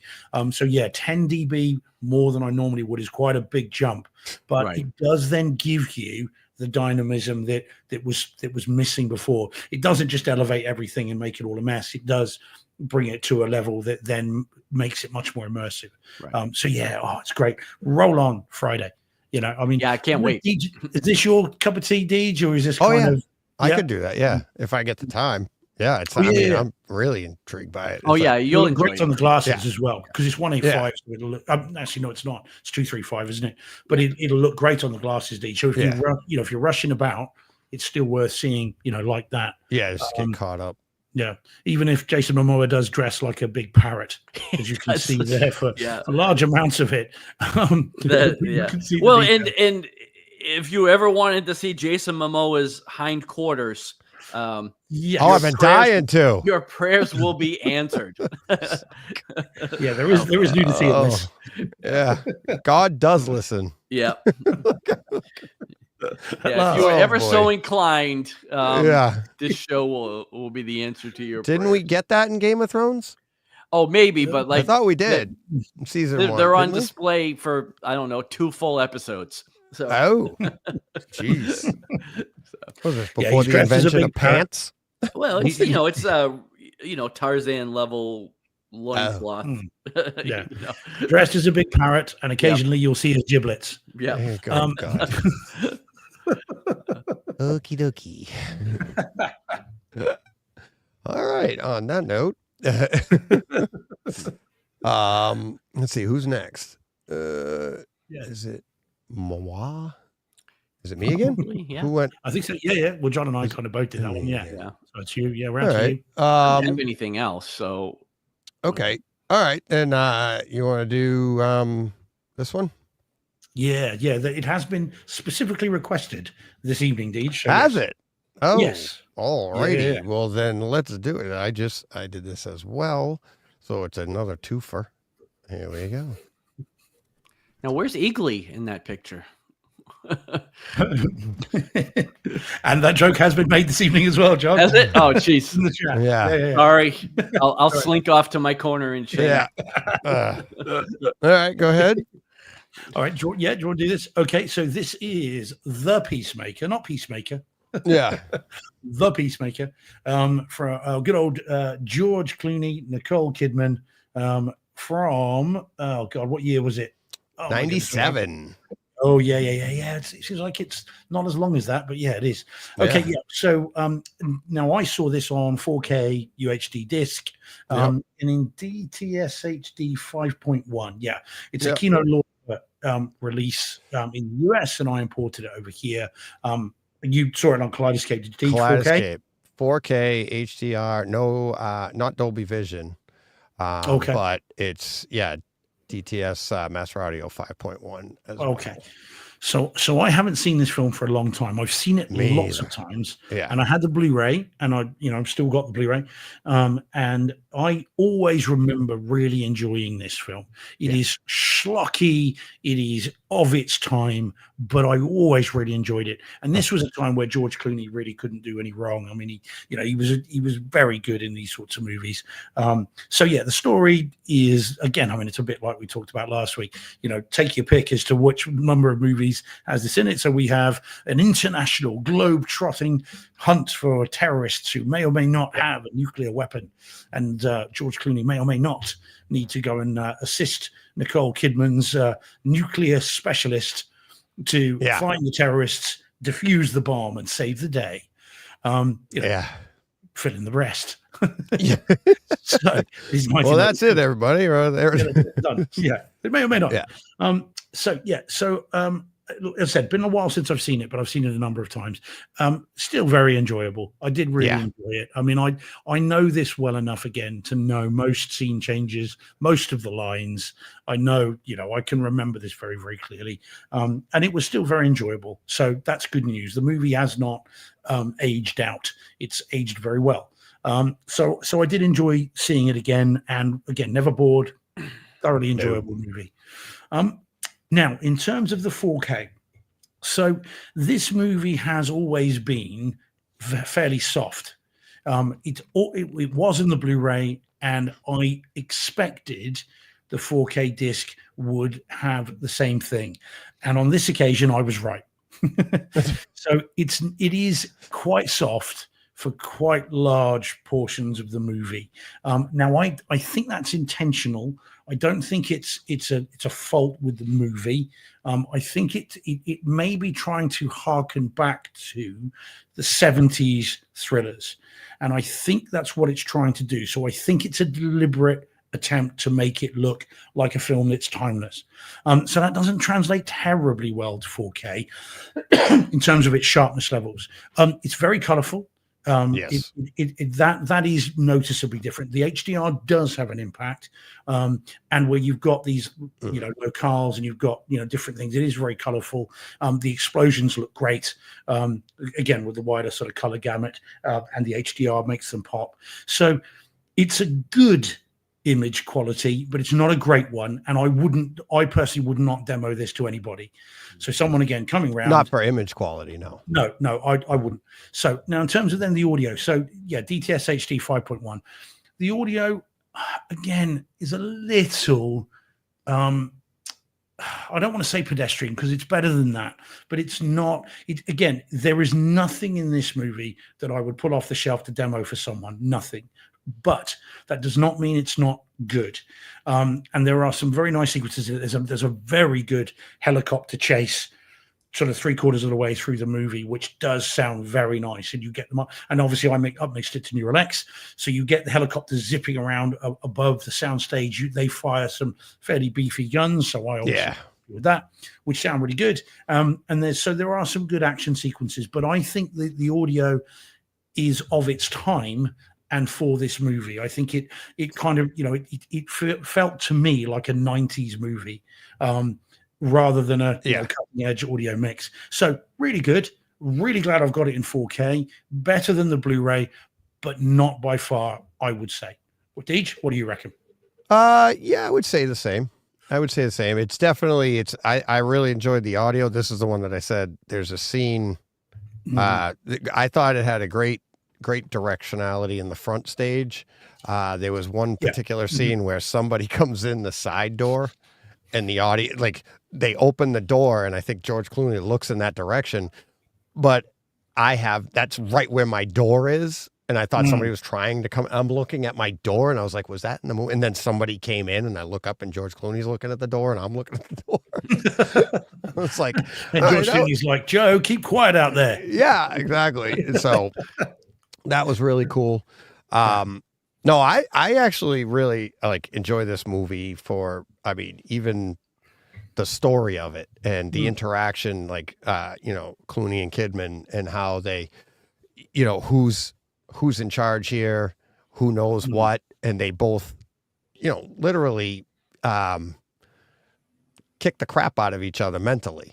Like, one of them's right, and then the other one's right, and then the other one's right, and the other right, because they both have different expertise. They both have different perspectives on it. I thought that was really good. I thought it was well cast. I thought their interactions, his sarcasm plays so well with this character, that we all know George Clooney's character, his personality off stage and everything. So, I thought that worked really well. But yeah, home theater wise, it's definitely not, picture wise, it's not a reference. Even audio wise, I wouldn't say is reference by any stretch. But I was really excited to see you watch it. I'm like, I gotta see. I loved this movie when it came out, and I've seen it a few times. It's been so long since I've seen it. But I'm glad I saw it again in 4K, and it looks fantastic. I think for the movie that it is, I think it looks fantastic. It looks better than it ever did. And, I don't think it can look better, to your point. It's it's not that type of movie to be crisp and everything. And it's funny you say that, like, it looks soft, and it's like, so it doesn't lend itself to 4K HDR, but it does, because if we don't have 4K and HDR, we don't know what looks soft and what is supposed to look soft. Right? So, like, the sharper movies are going to, you know what I mean? So you can contrast. And now it's going to be more evident to the viewer that this is the way this is supposed to look. Just because they don't take advantage of a feature doesn't mean it doesn't lend well, because that actually shows off the fact that they are shooting it soft. Whereas before, everything looks soft, especially in 480. There is also the potential that I think, I'm trying to remember, when did I add this? Oh yeah. So prior to seeing this, I saw 2 movies across 2 nights that were ludicrously sharp, right? Cutting edge, brand new, 900K, movies. So this would suffer by comparison. But as I said, I know how this movie looks from the many times I've seen it, and so its look is not. Put it this way: the 4K disc is not a poorly authored disc. it looks how it's supposed to look. Right. But yeah, so whereas the 4K detail doesn't really do much to it, but the HDR does. Because again, the color and the opening scene and the train and the the dark night scenes. Look at those stuff red, like that. the red like pin, the dots, the laser dots. They really. Well, what about like Zimmer's score on this? It's like if you close your eyes, you think you're watching The Rock. Yeah, it does have. Yeah, it does. It's like it's exactly. It's the same. I was like, what the hell? I had to look it up, and The Rock had come out the year before. So I was like, oh my God, it was just so like The Rock. It was really good. But yeah, it had been so long for me since I'd seen this that I'd forgotten exactly the exact details of who dies, who lives, who does it. And it's like, it was still just as shocking as not the first time, but I was like, I knew the story, but yeah. And it's ahead of its time, of course, because in this one, the Russians are the bad guys again. No, it's like, it was in the middle. It was like, kind of rogue Russians were bad. Yeah. But yeah. And it's all at the beginning. We didn't spoil anything, but yeah, I really enjoyed it. So, all right. Let's see. What else do we got? John, you said you didn't have anything, right? I don't have anything else. Do you want to bang out this one that we both know? Yeah. Can do. We can do that one quick. This one. All right. You got a few, Steve? Yeah. Because I know we're like pushing it. Yeah, I've got time. Yeah, no, you're okay. I'm probably okay till about 5:30. Okay. Obviously depending on you guys, but yeah. Yeah. Okay. All right. Let's hit this one. Here we go. You can take it away. You want to say? Okay. The Town. The Town.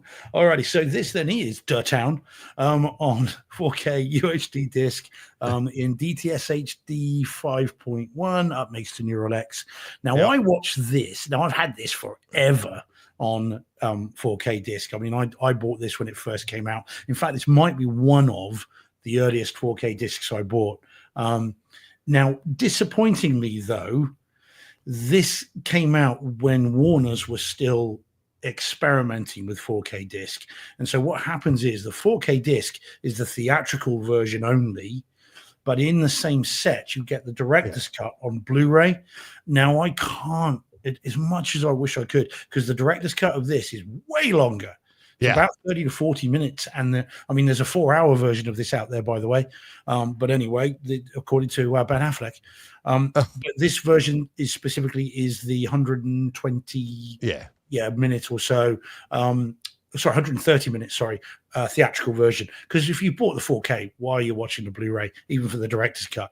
So this is the 4K disc. And as I say, 4K DTS HD 5.1 up next to Neural X. So second time I've seen the 4K disc. I know the film well, haven't seen it for quite some time.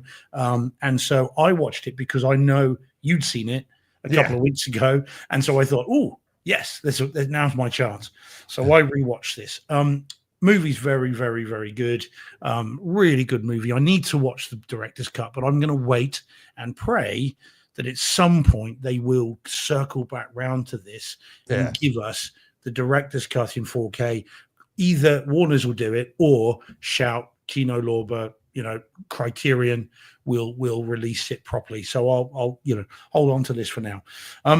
Movie's really good. You can see, by the way, the joins where there must be longer versions, because there are some characters in this that just kind of they sort of put their head around the side of the frame, go, oh, hi, and then go, and you're thinking there's clearly more there. There's definitely more to that part than what we see. But what is there is really good. And I think Affleck in this is exceptionally good. Renner's the one who got all the Oscar plaudits for Best Supporting Actor. He didn't win it, but he was nominated.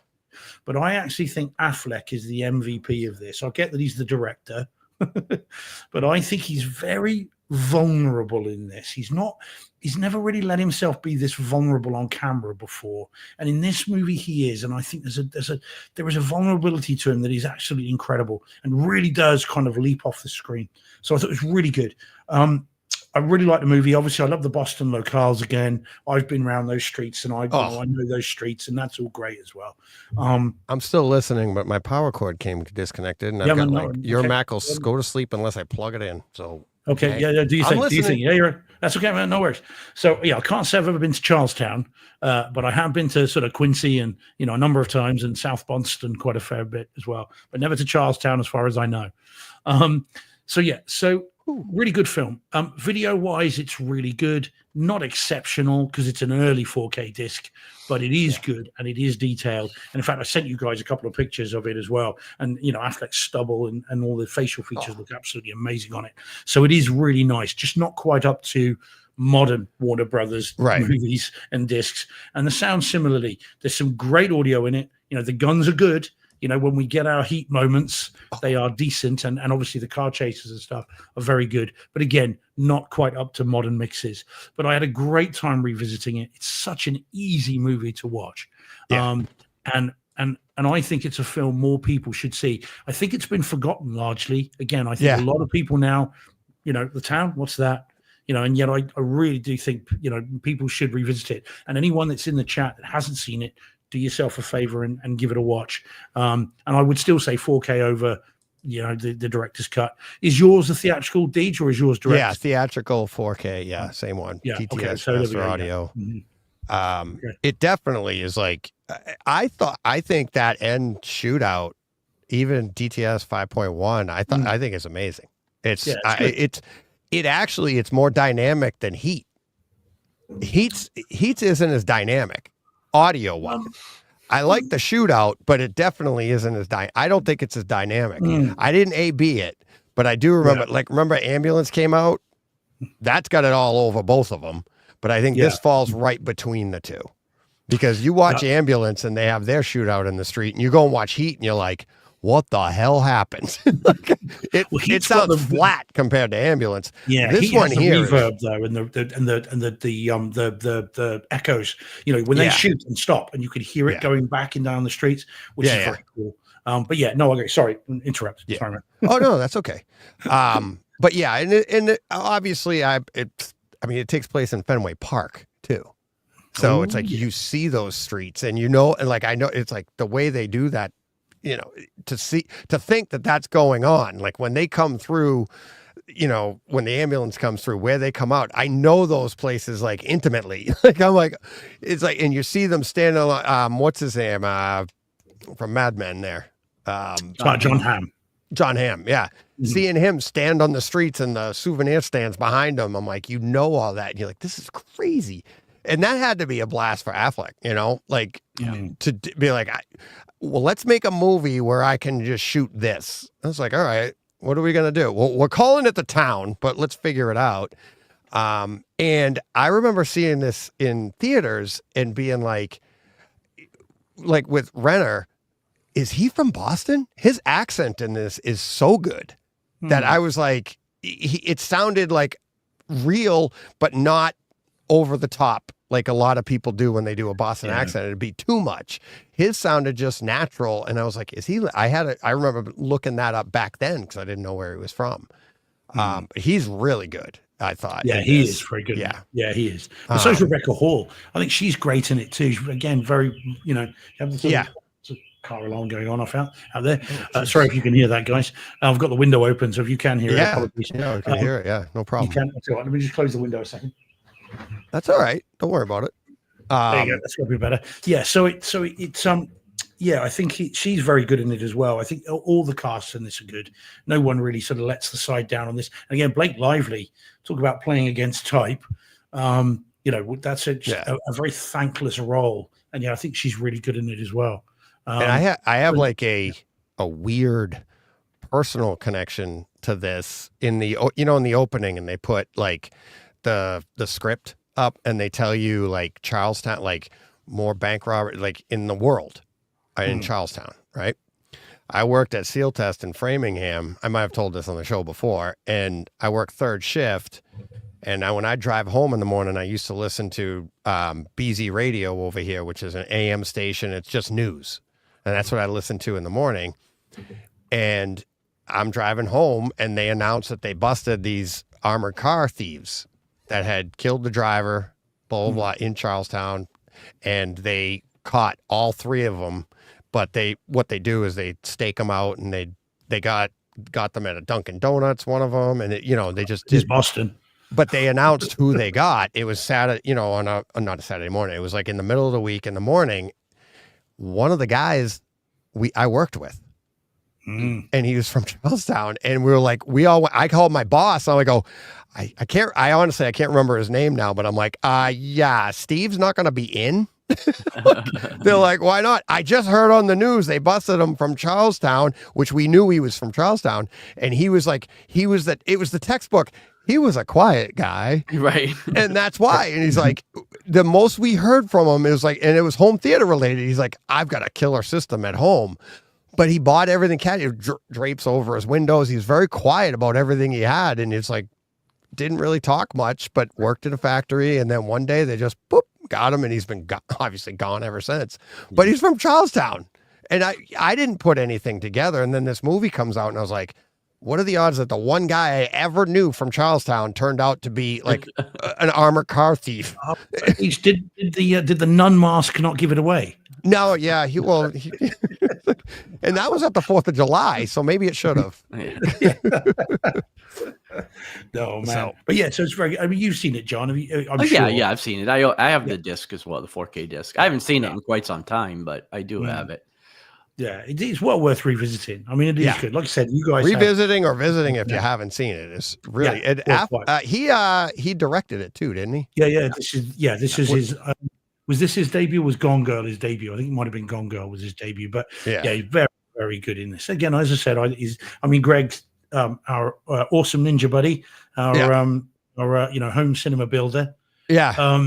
He said, I don't know. Affleck's Batman was pretty vulnerable. But he was very rich, as he said in the Whereas in this, he really does look like he is laying it all out there. And bearing in mind, we know, he in his personal life, he's quite an insecure person. There's a lot of trouble, a lot of problems, and I think it's on display here in an appropriate way. He really does look like he's putting everything out there. I thought it was exceptional. It's really good. He should have been nominated. I mean, if Renner was nominated, and he was, then Affleck should have been nominated. I mean, it's bizarre. It was best supporting actor, but I don't think it was nominated for best picture. Not best director, and not for best actor, which seems surprising, but there we go. I thought I thought something was nominated for something for Academy. No, the actor for Renner. That's right. Sorry. Yeah. So, but there we go. It's such a good film, really good fun. Always fun to revisit these, especially in 4K, because it still just looks awesome. So very, very good. Yep. All right. Let's see. I got a quick one that I'll talk about next week. Let's bring this up that I was finally able to see. I saw probably the first half hour of it, but I wanted to preview it for next week. Steve's looking closely like, what is that? Yeah. Well, I'm trying to figure it out too. What? Nope. Here we go. Coming next week. I'll watch the whole thing. Dukes of? Nope. No, this is Hazard by Eddie Mensor. John's brother, John Mensor, in the chat, and Eddie and John were on the show a while back. It came to streaming this week, and I bought it on. I went the Bloodshot route. I bought it on Amazon Prime for $14.99, and then after I bought that, I went and Apple on iTunes, bought it there for $14.99 as well, and I started it. And I didn't have time to take the whole thing in. It is only an hour and a half long. But I could tell you this, in the first half hour, it is so well shot. I don't even know. Maybe John could tell me in the chat. I don't think it was I didn't have time to check out the details on it. There are some scenes so well shot, the crispness and the way the lens is moving and focus. Like there's one scene when I think it's Alex Rowe, he's like the main character. He's standing at a door, and they focus on the door, then they focus on him, and it's just that shift in focus. I was like, this looks awesome. It really like sucks you into the movie, it's a really difficult movie to watch. And it's like I said, I'm about a half hour into this thing. It's a difficult movie to watch, but that's the point. And the way there's some scenes, very graphic scenes of like drug use that you're like, in the way they shot that, I thought was like, and it's in 5.1. I upmix it. It was PCM, I think. HD, yep, meant so. Released in HD 5.1, John's saying. But upmix, that sounds really good. And some of the, like I said, the drug use, everything, the details. But I can't wait to finish it and get all the way through this. But I had to mention this week that, like, if you get a chance to check this out, I mean, it's up for rent and for a purchase. I think the rent's $9.99, so you might as well just buy it anyways. It's for streaming, and it looks that crisp. It looks that good. It's like a 1:8.5 aspect ratio.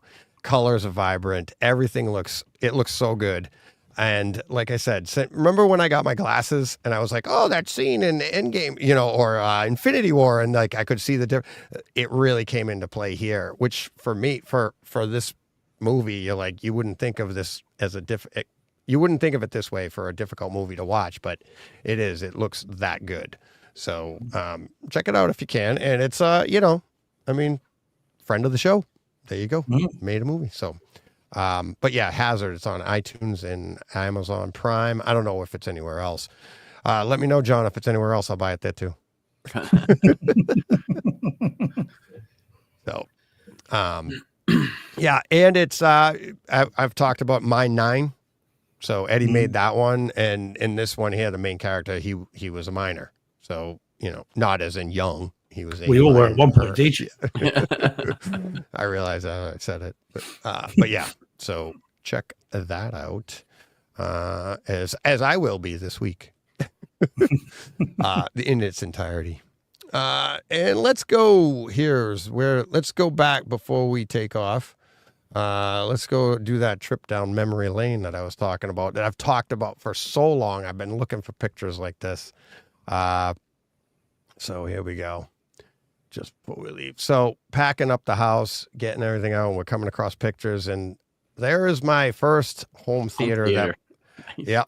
In my apartment, not the one that was in my bedroom, but that's the Sony Trinitron 32-inch. And you can see the cabinet there, and it's like, let me see if I can zoom in on this. I'll move you around. So you can see the Laserdisc collection starting down here. That dictionary, these are all obviously CDs, but VHS, hi-fi VHS player. If you can't make out, where's the Laserdisc player? That is the Laserdisc player down here, I think.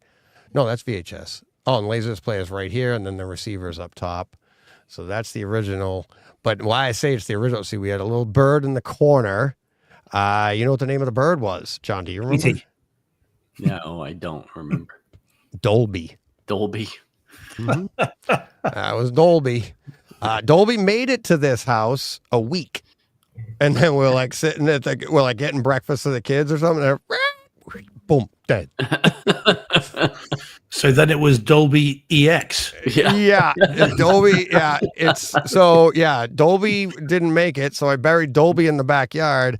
And it wasn't until like a year later, and my buddy and I were back there with a backhoe, and we're moving material around. We knocked down some trees, and he's digging a hole. And Joe's like, 4 years old, and all of a sudden he like takes this big scoop out of the ground. You see this little blue bird roll down into the bottom of the hole. And my buddy Charlie's in the backhoe. He's like, DJ, get it. And Joe's just standing there, and there's a dead bird rolling through the dirt. We're like, Joe, go see your mother. So, but anyways, the reason I want to show this is these are the Bose speakers. I had Bose cubes up in the top corner, and I had the center channel down above the TV. But then when you transition from this to this new cabinet, this is obviously at Christmas time. Dukes of Hazzard, of course, that's what you're watching at Christmas time. Yeah, classic Christmas. Yeah, but you could see like that's the center channel, and over here that was an NHT, I believe, over there. But you could see the shelf over here on the side. You can't see the speaker, but that's what you had for. That's where the speakers were then mounted straight across. Whoops, and then so then I had a little thing at the bottom here for the Bruins, all the Bruin stuff. But then that's the cabinet, and all under here, that was the Laserdisc collection down there. And then CDs and VHS over on the side here. And then this is over 20 years ago. That was the entrance to my theater. And that was the original front stage to the theater I have now. That TV, that's a 65-inch Mitsubishi rear projection TV built into the wall to make it look like a plasma. And those are my theater chairs, couches. Those are the couches we moved from the house, and that was it. And I only have black curtains on the side of sound dampening at the very beginning. And that was before the rock thermal detonator. Yes, way before. So, yeah, a little trip down memory lane there. So, that is it. I'm hoping to come across more of the living room stuff because I had 5.1 going in. No, 5. I never had a subwoofer in that house. Never could get a subwoofer. They didn't have that until I came here. So, but yeah, that's Dan. Hope that center was shielded. Yep. Younger viewers may not know about that center channel having to be shielded because nobody thought of putting a speaker on top of your television back then. Right. And it doesn't go well. It's, if you've ever seen what happens, people have done it to the side and you get that glow. It burns in to the side of your TV. So, yep. So that is it. Anything else, guys? No, I mean, yeah. If you were done, then that's all good. Yeah, you got anything else? You want? What else do we got? You want to do something quick? The big, one of the big new horror movies. There's 2 there. Grab one, whichever takes your fancy. That'll do. That's cool. One? Yeah, we'll do that one. Oh yeah. All right, here we go. All right. So yeah, we'll do this one nice and quick then, but do not let that mean that you don't then see it. This then, you wouldn't know from that picture, is the new Sony movie, Until Dawn, which is apparently based on a video game that I'd never heard of. And so at the beginning of this, you get the Sony PlayStation logo, and then the movie begins. And it's in 4K, UHD, Dolby Atmos. And I say 4K, this is one of those that might be 100K.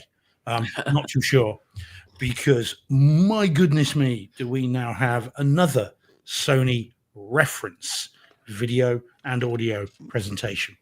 So the story, again, you won't get it from that. It's a bit of a weird one. Brace yourselves for this, guys. So a group of teens, always seems to be teens, doesn't it, somehow, stumble across a kind of hotel in the middle of nowhere. Again, always seems to be in the middle of nowhere. And one of these teens is looking for their long-lost sister who has disappeared. And wouldn't you know it, a bit odd, this hotel is in a clearing in the woods where there is a storm going round, but when you get near the hotel, the storm ends, literally like a waterfall, okay?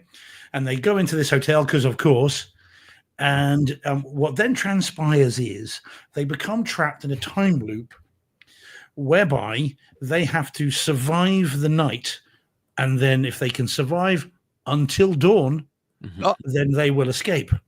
But they don't, surprisingly enough. And this is a bit of a Groundhog Day meets Friday the 13th, meets Walking Dead, meets every other horror movie you can think of.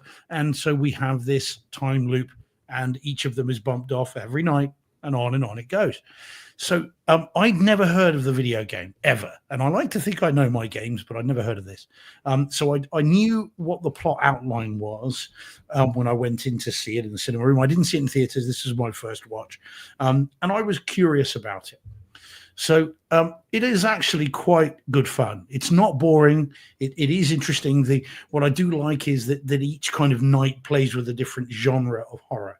So you get your slasher, masked killer, you get your zombies, you get your kind of werewolves, you get your kind of psychos on the loose type thing. You get all this different kind of stuff, which keeps it interesting visually, and you never quite know where it's going to go, and it unfolds in interesting ways. So I did enjoy this a great deal, and I look forward to seeing it again.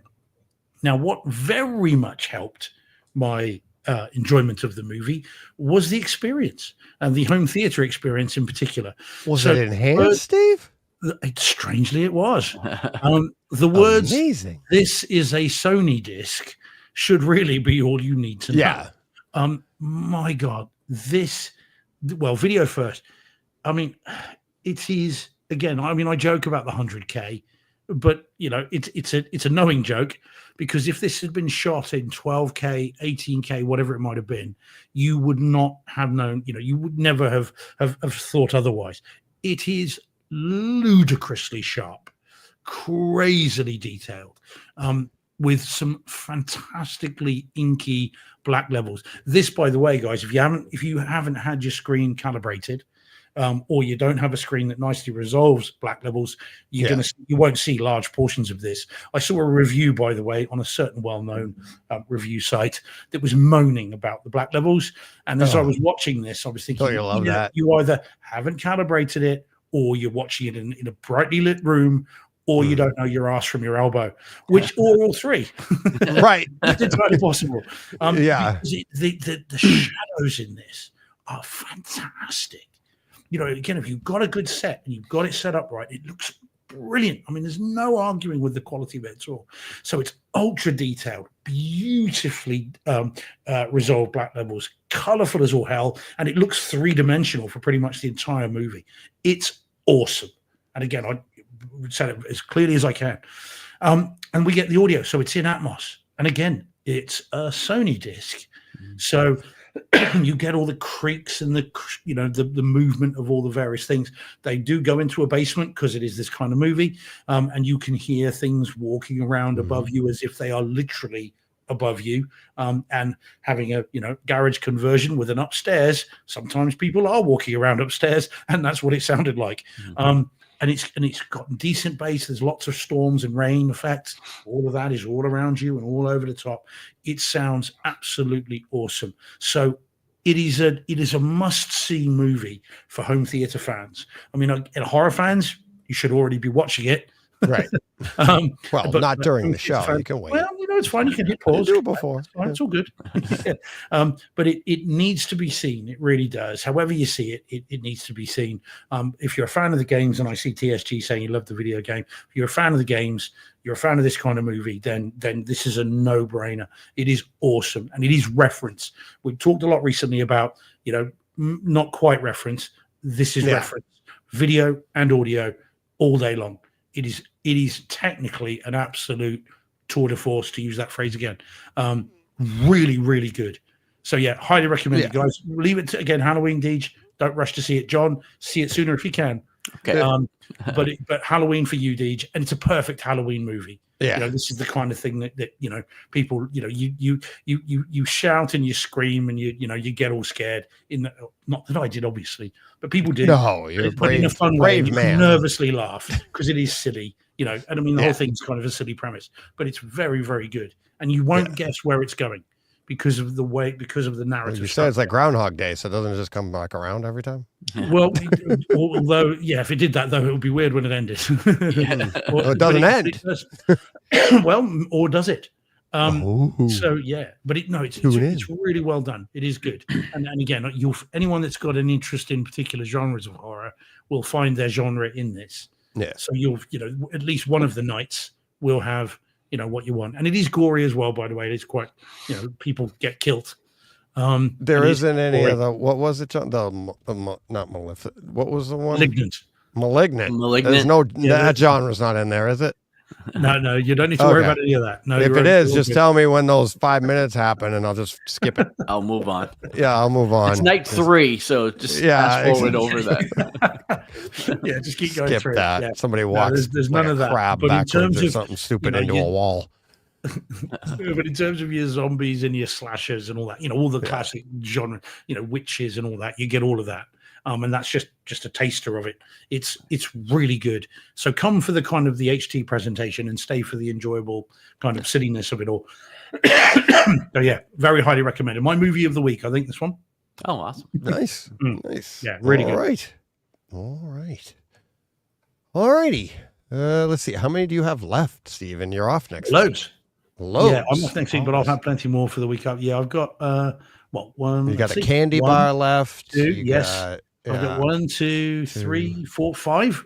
Wow. Busy week. Yeah, well, or not a busy week, hence why I've got so much. Well, yeah. But yeah, and I'll have Thunderbolts. I would have seen when next we meet, and also Alien 2 weeks. Earth, oh my God, we're gonna have to do a double episode just to keep up with Steve. And John won't be around. Won't be so there you go. Yeah. So only an episode and a half. Right. No, but it again, so apologies for that next week, guys. I'll be in the chat, I imagine, so I'll be about, but I because of where I'm going to be, the Wi-Fi is just not going to cut it, and I don't want to keep interrupting the show with dropping in and out, and that's not good. Looking for the plug-in under the desk, that's kind of rude. Let's be professional and set up ahead of time, huh? But I'll be about in the chat, but a couple of weeks before my next slot. But as I said, Alien Earth for next time, because that's out next week. So okay. Do we know if they're dropping them all in one, or are they doing? Is it going to be episode of week? No, me neither. I'm hoping not, because I want to just devour that. Right. Just watch the whole thing, probably back to back if I can. I don't know where I'll be in a couple of weeks. What I'll be watching on. I mean, the glasses definitely. Well, it's next week, so you'll be because you still here next week. The week after that, when you come back, I'll be like, that'll be. I'll have a little bit left because that's my last week here, so I'll take in something, and then I'm actually talking to the buyers next week about the theater and what they want and stuff, so I'll know what's pulling out and stuff like that. But I won't know that by next show though, because I think maybe I will. I might talk to that day maybe. But I'll have Thunderbolts for next time, for sure. Because I'll try and do that tomorrow or the next night once I finish Mobland. Which I am thoroughly enjoying, and I don't think we ever did it. Did we ever do? I never talked about it on the show. I don't think, because we talked about it a little bit at the beginning, didn't we? Yeah, we saw the first couple. I don't know if it was a home theater show necessarily. It's just something that I watched. I watch a million shows that I never talk about here. TSG is saying Alien Earth is weekly. Weekly, sadly. Well, maybe we'll get the first two. That would be nice. Wednesday season 2 also begins this tomorrow. Jordan, Wednesday? Ben's releasing. Are they not dropping all at once? Netflix is probably dropping all at once. Yeah. But he's saying begins releasing. Yeah. Maybe they're doing half and half, like they kind of tend to do. Sandman. They did Sandman over three drops, because we got a last random episode this past week. That was unrelated to the story, but still fun. Still, there won't be any more of that, will there? No, there won't be any more. It was like a separate graphic novel, that they adapted for that last episode. So lots coming out. Lots coming. Well, there we go. So sorry about that next week, guys. It sucks really. I would like to. No problem. No problem. So that's okay. All right. We ready? Yep. Get out of here. Yep. Look at that. We went started late, over 2 hours. I mean, can people ask for more? They will. They will. They will. Some will ask for less. Well, then just shut us off. I don't mind. That's what I do when I'm done hearing us. All right. Thanks, everybody. Thanks for the lively chat. Thanks for listening and watching. If you listen to the audio only and you'd like to join the chat, go to YouTube. Dum-dums. Just compliment to everybody. Yeah. Come to the chat. We'll make fun of you. Tell us you're here. That's how you get them. Yeah, that's it. We know how to reel them in. Yeah. Catch and release. Patreon stuff to each and rate, review, subscribe, all that stuff. Yes, thanks to all the patrons. And maybe once things settle down in a couple of weeks, maybe we'll start doing the patron chat after the show, because now we are ending early sometimes. It's like we just seem to be all over the place, but things will settle down eventually. So and when it does, you got to be here for it, because it's going to be awesome. All right, we're out of here. Until next time, you know what you got to do. Go push play. What he said is right.